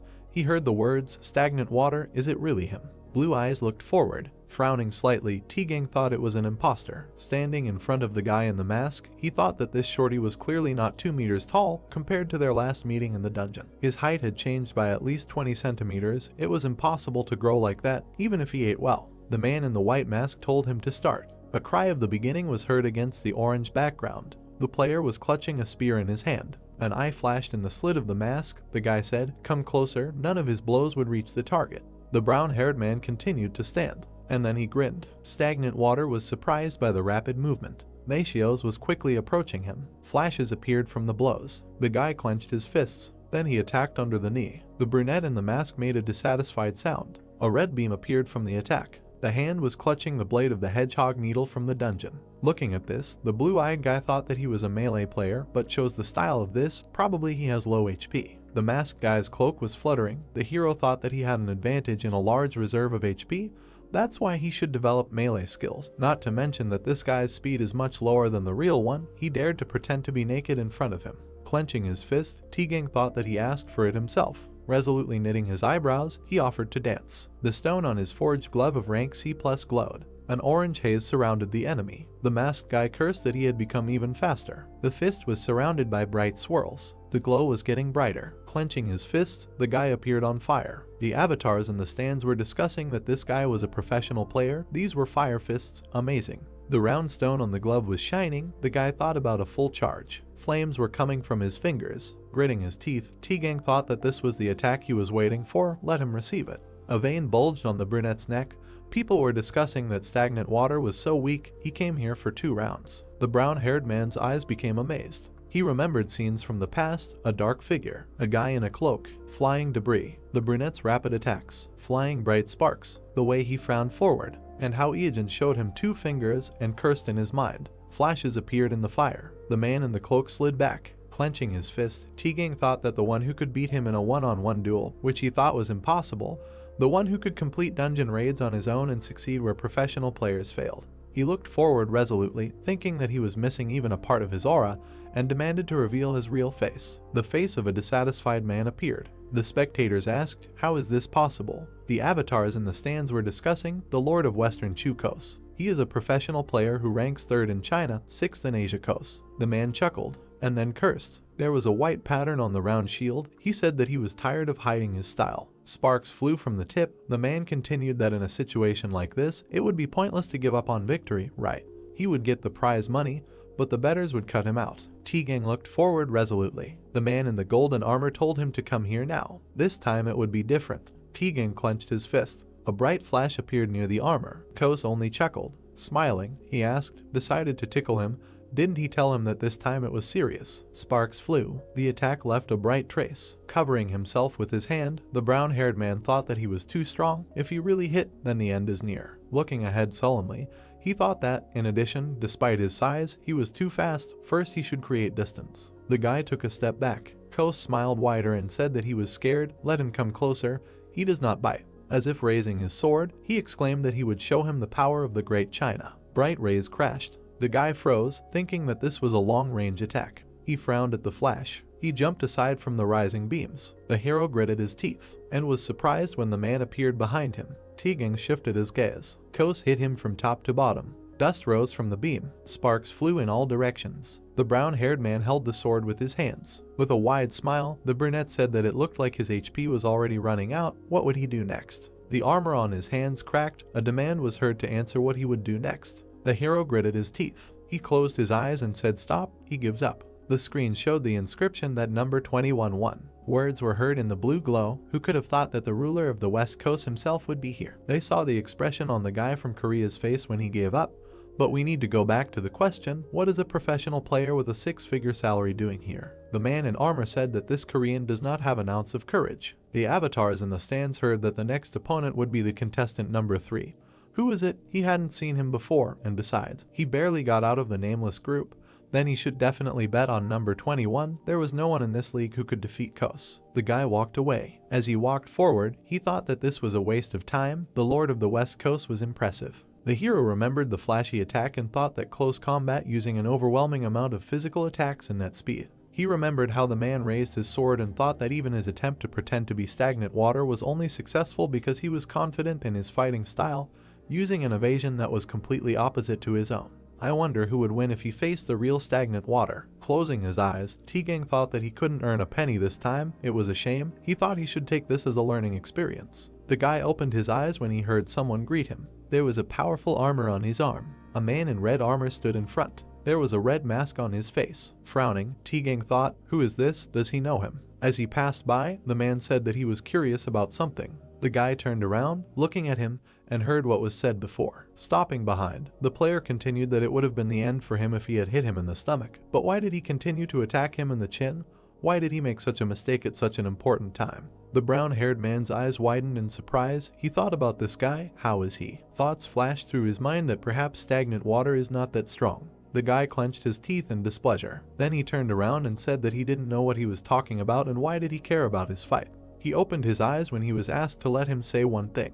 The armored hand rose and the man said that in the next round of betting. The guy looked surprised when he was asked to bet all in on him. The man walked forward and showed 2 fingers. The guy remembered Evasion showing the same gesture. His eyes became amazed. Turning to the man in armor, he exclaimed that he was stagnant water. The screen also showed the images of the participants and heard words saying that the next fight was now participant number 21 Goinmul against number 3 Madingwang. Kos scratched his ear and said that the Koreans have no courage. Did he agree? The masked player was silent. The man opened his eyes slightly. He made an inviting gesture and said that he was so confident, let him start. The man in red knelt down on one knee. The weapon on his hand touched the ground. Bright rays flew from it. The brunette clenched his teeth, thinking that the arena was shaking. His knees were shaking. He exclaimed that he could not stand. The enemy approached him. The eyes of the slit of the mask were burning, and words were heard that he had begun. He grabbed the man's face with his hand. On the screen was a video splash screen. Words were heard asking to like, subscribe, and not forget to like other videos. On the screen were preview images. The hero thought that all his broadcasts were becoming popular, each of them gaining more than 1 million views immediately after publication, and this despite the fact that you have to pay to watch them. Evasion ran forward, thinking that the sponsorship and advertising revenue he received was impressive enough. Running forward, the hero thought that, however, such income would not be enough for his plans for the future. He had a long way to go. Rapid movement. The guy thought that there must be a better and more profitable way than just streaming dungeon raids. Suddenly, a piece of paper flew into his face. He took it off and saw a blue poster. A red beam was rising up. Evasion thought that this was a private and illegal tournament for players. The Total League. He still remembers all the pro players from the ratings, so he knows with almost 100% certainty who will win and who will not. In short, victory is in his pocket. In red armor and a helmet, he sat among the avatars. There was a wide smile on his face. The guy thought that he joined the league to bet on the winners and losers of each fight. The brown-haired man stood in the ring. The hero thought, isn't this T-Gang? Sitting in the stands, Evasion thought that he registered in an illegal league of players. He did not think that this could happen, although he is not very familiar with his personal life. The brunette had a mask on his face. He thought that judging by the incredible height and nationality of his opponent, it was probably the overlord of Western Chu. No wonder such rumors spread. After all, he really participated in an illegal league. Crossing his arms, the hero thought that he was undoubtedly still #1 in Asia, but at this moment, the overlord was the one who, he may be a fan of T-Gang, but the money he bet was on the line. The hero's eyes widened. He raised his hand, encouraging Machios, although he himself bet everything on Kos. 10 minutes later, flashes erupted from the blows. Evasion swung his fist, shouting, why is he going on the defensive? What is his problem? He can't stay so quickly. The guy's fist was engulfed in flames. He hit his opponent in the chin. The armored guy froze, thinking why he suddenly changed the trajectory of this blow. No matter what, he would be able to keep his 3 million thanks to T-Gang's mistake. Moreover, his investment would double. As a result, his next opponent, a certain one, would make a noise. A swift movement. The hero hit the opponent's face. Blood splashed out of Kos's nose. The sword was surrounded by fire. The brunette clenched his teeth. Bright flashes remained from the movement. T-Gang looked ahead in surprise, thinking that he understood. The arm in the armor was glowing. On it was the golem's infinity gauntlet. Looking ahead carefully, the brown-haired man thought that they had great attack power, but after a successful attack, the recoil causes the player to be paralyzed for half a second. That's why he wanted to cope with powerful attacks from a distance. It turns out that the best tactic against the guy is. The guy attacked the enemy in the cheek. Clenching his fist, the red player voiced his thought, close combat. In close combat, half a second is an eternity. A bright blow crushed the cheek of Kos, who said about long-range attacks, he needs to close the distance. A flash appeared between them. Evasion in a red mask said that it was a pity, but he would not let this happen. On his hand was a weapon in the form of antlion claws. He said that he would not escape from him. Many lightnings flew around. Kos gritted his teeth, saying, another earthquake, how can he still do this? He fell to the floor. His hand touched the ground. His fingers touched white crumbs. He thought that the earth was turning into sand. Bright flashes of special claw skill. Whirlwind flew around the hero. Imagining the silhouette of a warrior, he thought of Dongwang. When he thought of who to pretend to be in this league, a specific person appeared in his mind. Indeed, he was the symbol of the macho of the game. While imagining the men standing back to back, he thought that along with T-Gang, he was one of the top players in the Korean rankings, but unlike Tuzan, he could not earn recognition. Evasion imagined the armor, thinking that just a year after his debut, he was quickly forgotten in the gaming industry when it turned out that he was involved in a match-fixing scandal. While imagining the armor details, he thought that because of him, the professional league almost went through a terrible crisis. It took 1.5 years before he was allowed to participate again. He already knew what skills Dongwang used for his debut. He thought that his actions hurt both the leagues and the fans. Evasion smiled, saying that he was using them now. He was surrounded by bright lightning. Kos gritted his teeth, saying that this was not just an earthquake. His body was being pulled into the center. The tip of the sword was lowered. He thought that if he screwed up when attacking, he would not miss this chance. The guy in the mask stood. The eye in the slit glowed white. The man looked extremely scared. A bright ball appeared near the sword. The brunette swung it, leaving a bright trace. Kos opened his mouth in shock when Evasion approached, reminding him that he said he would not escape from him. A fist crashed into his face, along with bright beams. Many beams crashed into the body of the man who said that it was impossible. Clenching his fist, the player asked what was wrong. He said something, maybe it was because of his large build, but he was holding up well. Evasion clenched his fist surrounded by beams. Kos lay in the rubble of broken armor. The player in red armor stood confidently. Words were heard. What just happened? He did not even think that it was possible to fight in such a way. Impressive. The avatars in the stands rejoiced. Words were heard that this force is stunning. Dongwing broke into the ratings. The guy looked ahead, saying that so much time had passed. No, something else was more important. The hero in red armor stood sideways. His fingers were clenched into a fist. The brown-haired man smiled, saying that it was amazing. The hero clenched the blade and looked ahead in shock. The guy gritted his teeth and thought that this was crazy. Two red eyes flashed in front of him, and he tried to understand what it was. The brunette frowned and sweated, turning his head. Evasion swung his weapon and shouted. The pink-haired girl looked up in confusion, not understanding how everything came to this. Blood splattered on the wall. A week earlier, a cafe in the Gangnam district. The girl closed her eyes and took a breath. The youngest producer of the LGB program From Beginnings to the Crown, Hong Young HWA, sat and worried that she had come too early. She opened the front camera and checked if her makeup and hair were in order. The girl blushed and muttered with a smile that she never thought stagnant water would respond to her, and the meeting itself was not long ago when a response to an email sent without much hope came. Young HWA sat at her laptop and looked at the person she had stumbled upon while searching for a guest for her show. The screen flashed clips of Stagnant Water's streams, a man who had topped the charts of all streaming platforms, and whose incredible control over his own skills had earned him international fame. She opened the page with the videos and noted that famous brands were already trying to launch ads on his channel, and before anyone knew it, he had already become a celebrity. The pink-haired girl sat back and wondered if such a person would respond to her email. She typed out a message, deciding that she should give it a try. She quickly received a response agreeing to participate. Young HWA enthusiastically picked up the laptop and blushed. The girl smiled awkwardly and muttered that she was sure he would ignore her, because it was hard to believe that a star of such stature would agree to take part in a new show on a small TV and radio station, especially considering that From Beginnings to the Crown didn't have such high ratings, so everyone there was excited. A little earlier, her colleagues had been fussing and trying to tidy up the girl, choosing her clothes and doing her hair. The young HWA put the straw in her mouth and noted that she was so nervous that she didn't know if she would be able to speak at all, and it would be better not to blurt out too much or with a strange pronunciation. She flinched when she heard the sound. The man adjusted his cap. A guy in a mask and dark glasses walked inside. The girl turned around and thought that it must be Stagnant Water. She jumped up and waved at him, and he was surprised to think why she was talking with a straw in her mouth. He put his glasses on the table, and at that moment the girl said that she was glad to meet him. The interlocutors looked at each other, and the young man said that there was no need to stare like that. Young HWA flinched and smiled awkwardly. The girl scratched the back of her head and muttered that she was uncomfortable seeing him in clothes, because he was always naked, and the brunette reminded them that they were in reality now, not in a game. The hero narrowed his eyes and wondered if she had arrived 2 hours earlier or if he had messed something up and misunderstood her letter. The pink-haired girl looked at the interlocutor with confusion, and Evasion mentally greeted the girl from the LGB poster, remembering that From Beginnings to the Crown was a program that would turn their small TV and radio station into the #1 gaming broadcasting service in Korea. He pictured the office building and noted that it was a station that had perfected the art of VR broadcasting since its launch, something the guy was attached to. The hero looked at the interlocutor and said that he had already thought about the content for the broadcasts, but thought it would be difficult to broadcast it in HD quality with his current equipment, so he wanted to get help from experts. The girl nodded when the brunette added that it was a project that he wanted to show his viewers in a good quality video. The guy presented the document on the table and remembered that unfortunately, in 5 years, LGB would face management difficulties and would be forced to merge with Chinese investors, after which From Beginnings to the Crown would grow in popularity, but without being able to capitalize on its potential, the company would disband.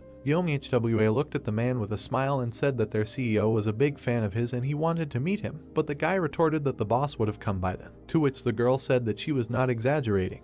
It was just that the man had a heart attack when he heard about Stagnant Water's response and was taken to the hospital. Evasion sighed as he looked at her and mentally asked him not to screw up this time. The pink-haired girl leaned over and asked what type of content he was planning on making, and the boy noted that she was impatient and asked what if they were disappointed. The woman smiled and exclaimed that what Stagnant Water had brought would not disappoint her, because it would top the charts anyway. The guy closed his eyes and wondered if she would have spoken like that if he had been standing there picking his nose. The brunette pulled back his mask and noted that he had come here thinking about how to convince them, but it seemed there was no need for that. He leaned his elbows on the table and declared that he was going to go through the Tomb of the Brave. The girl stared at him in admiration, her eyes shining, after which her surprised exclamation was heard throughout the cafe. The protagonist imagined a tall building and remembered that the Tomb of the Brave was a tower that had 108 floors in an event dungeon, a place where players competed to see who could climb the highest in the least amount of time, and it was currently the most popular event in DEM, so there was fierce competition between players from several world rankings.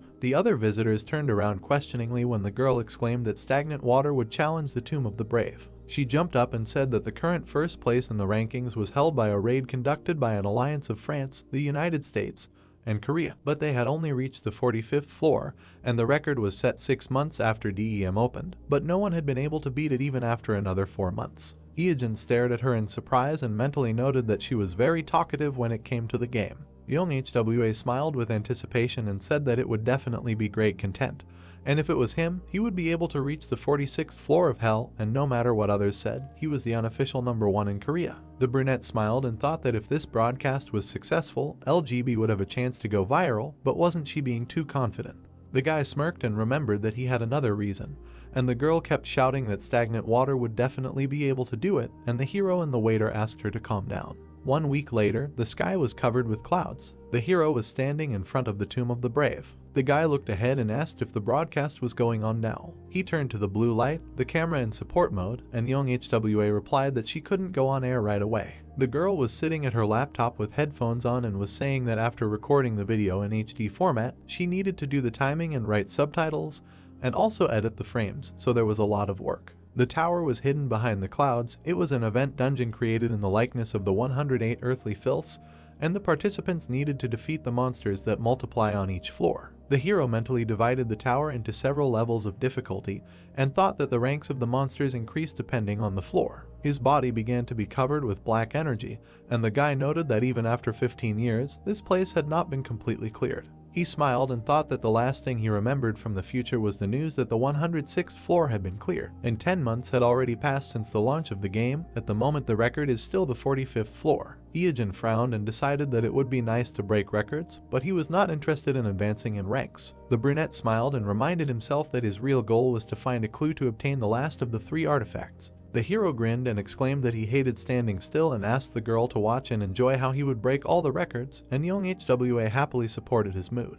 The guy ran forward, shouting that the world record should be waiting for them. Blood spurted. The protagonist narrowed his eyes and gritted his teeth, pointing his blade. He frowned and shouted loudly. Evasion crouched down and thought that he couldn't give up, because if this continued, he would die and he couldn't lose. The young man clenched his weapon and indignantly noted that a bunch of nerds had overtaken him. The brunette sweated and, gritting his teeth, decided that he had to defeat them. The boy swung his arm and shouted for the enemy to attack. The blue flame looked ahead in confusion and asked what the hell that was. The protagonist raised his hands and exclaimed that he had won. There was a red puddle on the floor, a C-rank queen slime, specialty, regeneration, habitat, all continents. The boy wiped his sweat and muttered that he was close to giving up, and the girl exclaimed how he could have spent 2 whole hours fighting a normal slime. Evasion pointed and countered that the queen slime was a monster with the widest attack range in DEM, and there was no strategy to dodge its special attack pudding packet. Young HWA smiled tightly when the protagonist said that he would have definitely been flattened if he had gotten caught in her attack range, after which the girl muttered that he tried well,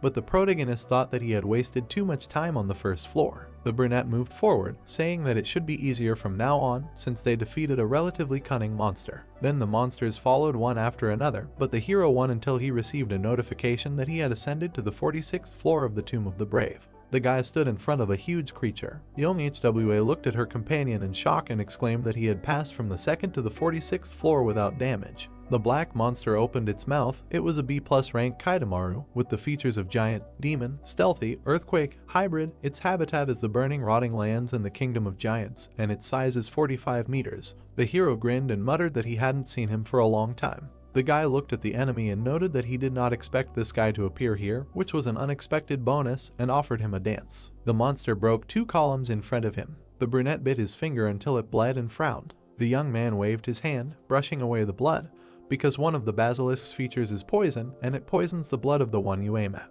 The monster stepped right on the drops of blood on the floor. Kaidamaru roared and flinched, feeling pain. Evasion grinned and exclaimed that this is the basilisk's poison, which is 2 ranks higher than his. The enemy stepped hard on the ground. The monster spread its paws and released powerful energy. The protagonist crouched to the ground and his cloak fluttered. The brunette grinned and noted that his physical strength was incredible, but his attacks were too easy to predict, so the outcome of this battle was determined. The guy looked warily to the side and remembered that one of Kaitamaru's features was stealth. The monster was sitting on the ceiling, and the boy thought that their habit of hanging upside down like bats did not seem like a natural distinguishing feature given their size, which is why other players were getting too close and letting him strike first. The brunette frowned and tensed up. He bared his teeth and thought that they could not hide their distinctive smell. The monster suddenly jumped out and struck. The monster opened its mouth, sparks appeared around it. The creature screamed and attacked with a fireball. The hero raised his hand with the spirit sealed in a ring, which has plus 300 magic power and can summon Jormungandr, and shouted, "Not so fast." He frowned, and the attack passed him by. The boy took out his blade and swung. Evasion began to run around the enemy, delivering slashes. With a sharp movement, the boy cut off several limbs of the monster. He jumped up and plunged the blade into the monster's head. The brunette bared his teeth and declared that his surprise attack had failed before it even started, so he had no chance. All that was left was to die in the shadows. Sparks flew to the side and the ringing of the blade was heard. System windows appeared in front of the young man, stating that for the first time among all servers, the boss of the 46th floor of the Tomb of the Brave, the lone Kaitamaru, had been defeated. The protagonist stood in front of the defeated enemy, and the system asked if he wanted to receive a reward. The young man furrowed his brows and exhaled. He wiped the sweat from his forehead and muttered that it took a little longer than he thought. The brunette turned to young HWA, who was frozen with a shocked expression on her face. She opened her mouth and shouted that this was simply amazing. The pink-haired girl clenched her fists and exclaimed that for the first time in history, the 46th floor had been passed. The girl burst into tears and said with a smile that the guy even passed the previous, 45th floor, which is called the Hell Floor, and the test that even the top players of France, the USA, and Korea could not pass was passed by stagnant water, and she could not believe that history was being made before her eyes. The guy turned around with a grin and noted that this was only the 46th floor out of 108, but the girl objected that this was a new record. The hero looked down, noticing the item. He frowned and his eyes widened. A blade of Kaitamaru essence, rank B+, material, fusion, was floating in the air. The young man smiled, and the girl noted that this item did not look like a good drop, but the interlocutor replied that it was not so bad. He showed a boot and said that the essence item could replace any fusion material. Young HWA looked in surprise as the guy poured liquid onto the boot. The shoes began to vibrate and emit energy, and the system notified that the fusion of items had begun. The guy looked at the shining thing in his hands with a smile, while the notification said that the fusion was ongoing and the process could not be interrupted.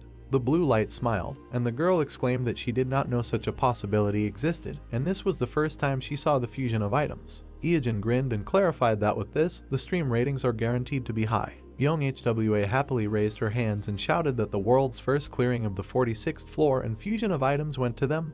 Their viewers will applaud standing. The brunette smiled and thought that it was time for him to show himself, because he should be enough. That is the key to the last of the 3 artifacts, and it was worth going this far. Notification: you have ascended to the 47th floor of the Tomb of the Brave. A dark figure sat ahead, and the hero thought of the slutty succubus. A blue light shone on one of the floors of the tower. Evasion walked along a dark corridor decorated with statues. The guy shuddered and looked ahead.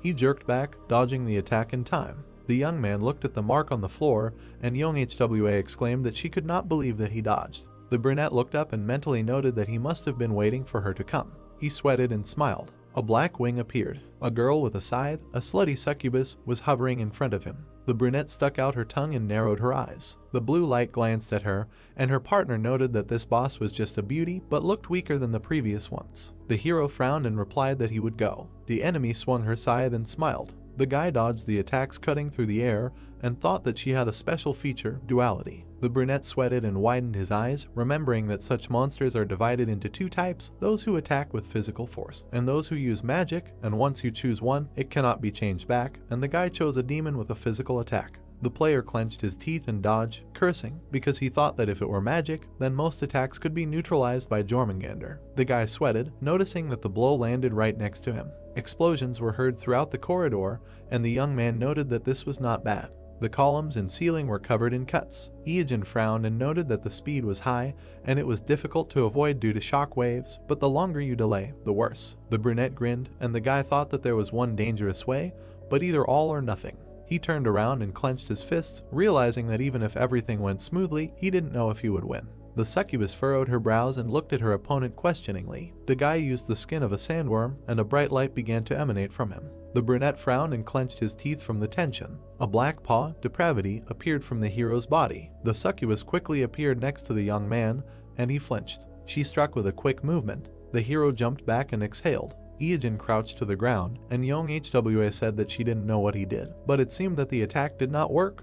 The opponent was fast and also attacked physically. The brunette took out a bottle of potion and replied that everything was fine, because physical attacks take a long time to recover, and his companion exclaimed that the question was whether he would be able to attack her at this time, because she was the fastest monster she had ever met. The succubus was approaching again, swinging her scythe. The guy frowned and thought that he should deal with her speed first. He squeezed the bag in his hand and noted that it was a bit early, of course, but he was using his secret weapon. The hero clenched his teeth and poured the contents into the air. The succubus frowned, looking at him. The contents flew to the enemy. The brunette looked in surprise at the pink liquid on her body, and it was slime essence of level D, which allowed her to block the enemy's main forces. The blue light widened his eyes, and the producer asked if the guy really wanted a warning from the Korean Communications Commission. She flew up to the hero and exclaimed how he could do something like that, to which the guy replied with displeasure that the enemy was too fast. The succubus frowned darkly, while the interlocutors discussed the fact that young HWA was a pervert, since she saw something more in this than a sticky substance. The opponent frowned and widened her eyes. The hero turned around, noticing the approaching attack. He gritted his teeth and dodged. An explosion sounded near them at the sight of the blow. The guy jumped back, and young HWA noted that her attack power only increased, and the hero assumed that it was due to one of her features, increased sexual desire, which increases strength when getting into an abnormal situation, and the interlocutor noted that the enemy was simply angry because some suspicious liquid was poured on him.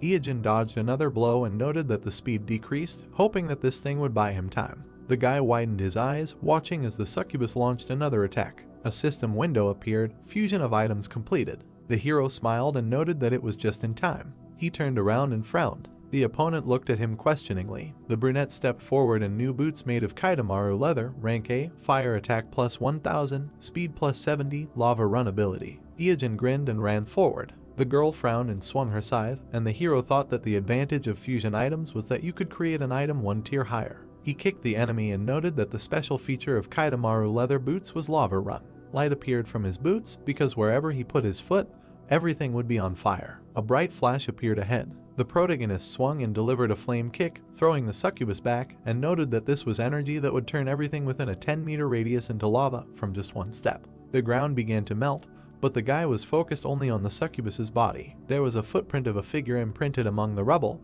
and the hero remembered that this was used during the golden years of King Madon, with earthquakes and floods. The boy looked at the shoes in shock and muttered that it was quite impressive, so he should be careful not to adopt King Madon's style. The young HWA jumped up with her fists clenched and exclaimed that they caught it, and the audience would be shocked too. The hero smiled awkwardly as the girl shouted that for the first time, the 47th floor was cleared and a B+ rank monster that could not be caught one-on-one was defeated. A B+ rank sword was floating in the air. The brunette smirked when the producer noted that the weapon would attract a lot of attention if it was put up for auction, and now she was facing the very first player climbing to the 48th floor of the Tomb of the Brave. The young man scratched the back of his head and smiled when the interlocutor asked how he felt and how high he planned to climb. Evasion put his hand on his belt and said that he was going. The corridor of the dungeon, a female voice thanked the viewers for already collecting 100 stars. Da-Hyu winked and said that she was ending the broadcast, welcoming new subscribers and happy for those who have been with her for a long time. The girl made a heart gesture and reminded that the next broadcast would be a fight with a B-rank monster, so she was waiting for everyone. Da-Hyu waved her hand and said goodbye. The girl slammed her fist on the table and exclaimed why she had to host these broadcasts. She gritted her teeth and muttered that it was fine, but after that idiot, it was a death sentence, losses, and if she had the stolen money, she wouldn't have to do those damn broadcasts. Da-Hyu bit her nail and thought that without the sponsorship from the broadcast, it would be hard to run the guild, so she needed to find that guy and get revenge. A man approached her and said that he had already filed a complaint, to which she replied that all is fair in war. She frowned and looked away. There were two men standing behind her, one of whom said that one of them had written 40 posts on his blog. There were cans of beer and squid on the table. From beginnings to the crown was starting on the TV. Da-Hyu slumped in her chair and muttered that this was the only thing that brought her joy these days, so it was time to forget about her duties and rest. The K1 team coach and MC, Yeung, smiled and said that they had an unusual guest today. The redhead took a sip and asked who it was. The girl spat out the drink when she heard that it was the most popular streamer, after which the man asked for some comments from producer Young HWA. Her house shook from the indignant scream. Cafe Hall, Gangnam District. The protagonist sat at the table in a mask and cap, asking how the reaction was. The interlocutor turned pale and replied that she received a warning from the organization, saying that this was too much, because she sent the protagonist of the ball. But they turned a blind eye to it thanks to him, and the guy thought that it felt like everything was getting worse. The girl smiled and leaned forward. Young HWA grinned and said that the ratings were fantastic. Even if the broadcast was a little unusual, people still watched until the end. The pink-haired girl smiled awkwardly and added that the ending was shocking. The interlocutor looked away and remembered what she was talking about. A week ago, the blue flame glanced at the young man with displeasure and asked why they needed to go back, since they were already on the 108th floor. The brunette looked at her and said that the girl already had enough material for one episode, so he needed to get a reward. The guy smiled and thought that it would be a bit of a pity to lose this valuable material, since every time the record was updated, you just go and set a new one after 1-2 floors, so it's good that you can create content alone. They stood in front of the sword hovering in the air, and Young HWA asked why he came to the ascended room.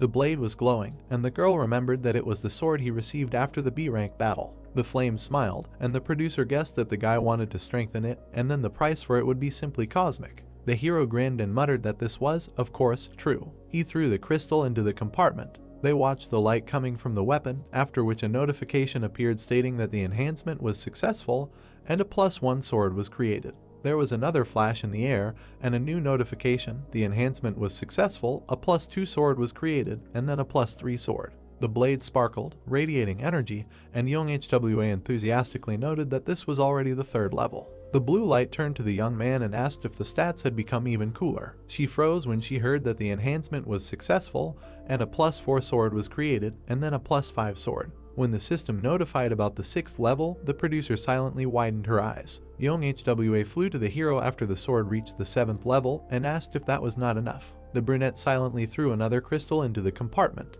The weapon glowed brightly, a new notification, the enhancement was successful, a +8 sword was created. The pink-haired girl questioningly looked at the monitor, not understanding what was happening.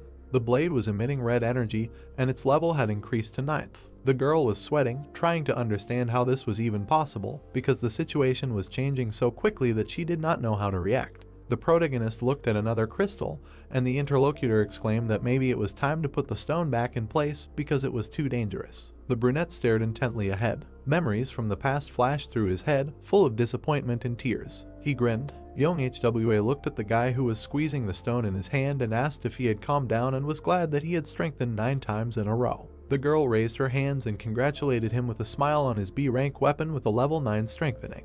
The hero silently threw the crystal into the compartment and a glow appeared. The producer's eyes widened and loudly protested. The blade became invisible behind a bright flash. A notification appeared, error, strengthening failed. The weapon fragment fell at the player's feet, and the system notified about the destruction of the sword +9. Steam was coming from the blade. Evasion silently turned around and looked at the blue light. The guy made a face and shrugged. Young HWA collapsed on the floor, exhausted, and her colleagues ran up to her, asking if everything was okay, ready to call an ambulance. The pink-haired girl sighed tiredly and muttered that there were a lot of comments, and it was a shame for the sword, although it was not hers. The hero crossed his arms and replied that nothing could be done, and someday it would be more interesting. The young man grinned and thought that he did not regret it, because this was an item that was destined to be destroyed. He imagined the weapon and remembered that it would be clear when, compared with the real level of the sword, this blade had weak characteristics, and under the bullshit there was truth, a hidden item. The girl smiled and asked the hero to help her with the next broadcast, and the brunette agreed, on condition of good payment, to which she immediately agreed to give more than he wanted. Evasion looked questioningly at the phone, hearing the call. He glanced at the screen and saw a letter about joining. The hero put the gadget in his pocket and noted that it was the same sender again. The brunette froze and widened his eyes. The guy abruptly took out his smartphone and stared at it again under the puzzled look of the interlocutor. The young man looked at the screen, not believing that this was so. The protagonist sweated and realized that this was a Manhwa account. The director was talking on the phone and asking, He is not a professional player registered to someone else, right? They cannot allow others to take him away, then ordered to immediately send him an invitation letter, to which he received a response from the interlocutor that it is impossible to contact him. There is no email, no phone number, they can only leave a comment under his video. The blonde guy, sitting at the table, continued to say, no, if he gets picked up by some foreign team, it will be a loss for the whole country, to which the guy asked, so he should continue posting comments. The director said, okay, let him continue in the same spirit, write a whole wall of text, but do not try to cheat and just copy-paste the text. All the messages need to be formulated differently, not repeat themselves. The man looked aggressively at the monitor and thought that Madong Wang.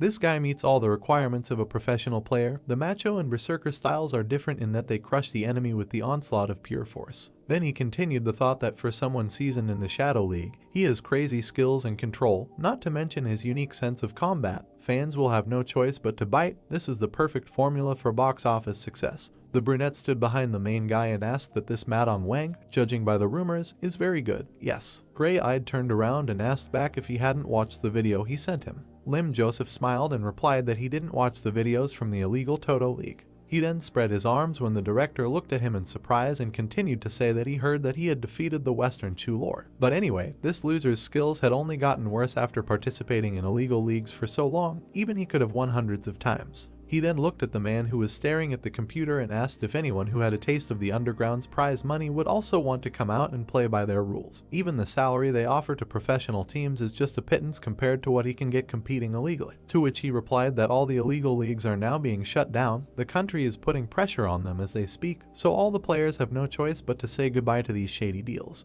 Ian turned his head and continued to say that this is the best time to get Madong Wang. The brunette silently closed his eyes and then said, "Director." Suddenly, he opened his mouth in anger and screamed, why did he never pay so much attention to him? To which he replied, go to hell, what complaints could he even have?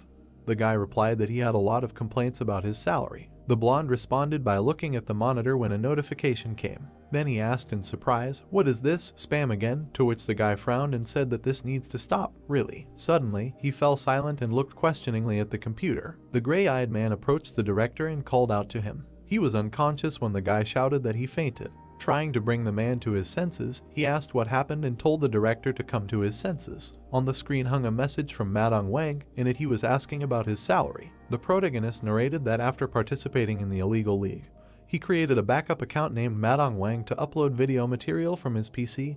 He did not think that anyone would want to hire a Toto League participant. He continued to say that it was hard to believe that his fake avatar Madong Wang received an invitation to the national player team before the dead water. This is the best deal of all time. There were sounds coming from the bathroom. Someone turned off the water. The protagonist noted while wiping his mouth that although he received a lot of these letters after the raid on the Nameless Queen, he then held his head and said that at that time, he refused them because the rules were too strict and the salary was close to zero, but now is a good time to force the government to sponsor esports more actively. The brunette frowned, smiled sarcastically and said that debuting as a C was a turn of events he never expected, then asked how he should start. The sun was shining brightly on the Seoul National branch of K1. The director raised his hand and shouted loudly to welcome their guests. The man in black stood behind him, saying that he was glad to see them all. He had a mask on his face when he introduced himself as Madong Wang. The three guys looked at him and thought in turn that with this mask, he was using a voice meter. Why the hell did he choose such a style?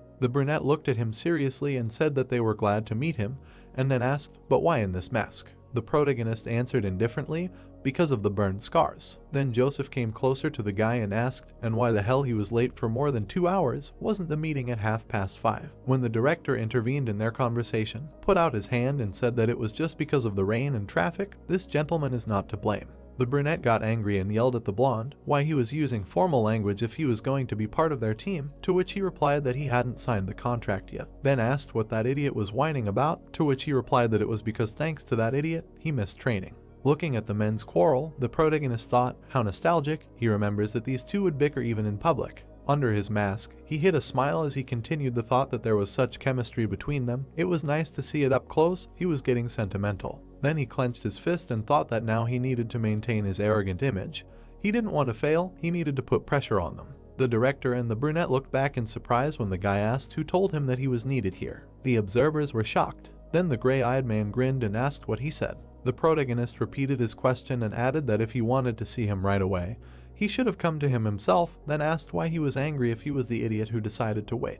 A voice could be heard that he sounded very confident, too much pride for someone who didn't even have an official rank. Yunho and Song Byung-gun stood and looked forward when the latter asked if he would mind if they helped him tone down his ardor a little. The red-haired man smiled and asked if he really thought the skills he learned in the illegal league tournament would help in the real professional leagues. Suddenly the director turned around and asked what was wrong with them, then turned to the new guy and said that he was really sorry, they were usually friendly. Maybe it was because they missed training today. Then one of the guys asked, he had to take the entrance test anyway, right? He would see for himself if his skills were good enough to make a fuss about him. The gray-eyed guy frowned and thought, this is just a guy who broke into an illegal league with no previous records. Who knows? Maybe the match was rigged in his favor. They invited someone who is an expert in PK at best to their national team. He needs to be put in his place. The brunette then looked away and asked who wants to start, to which he heard the first one answer that he will go first. Doesn't he know that PvP is his specialty? The second one said no, he will go, and the third one said that he is in the lowest place in the official rankings, so he should start with him.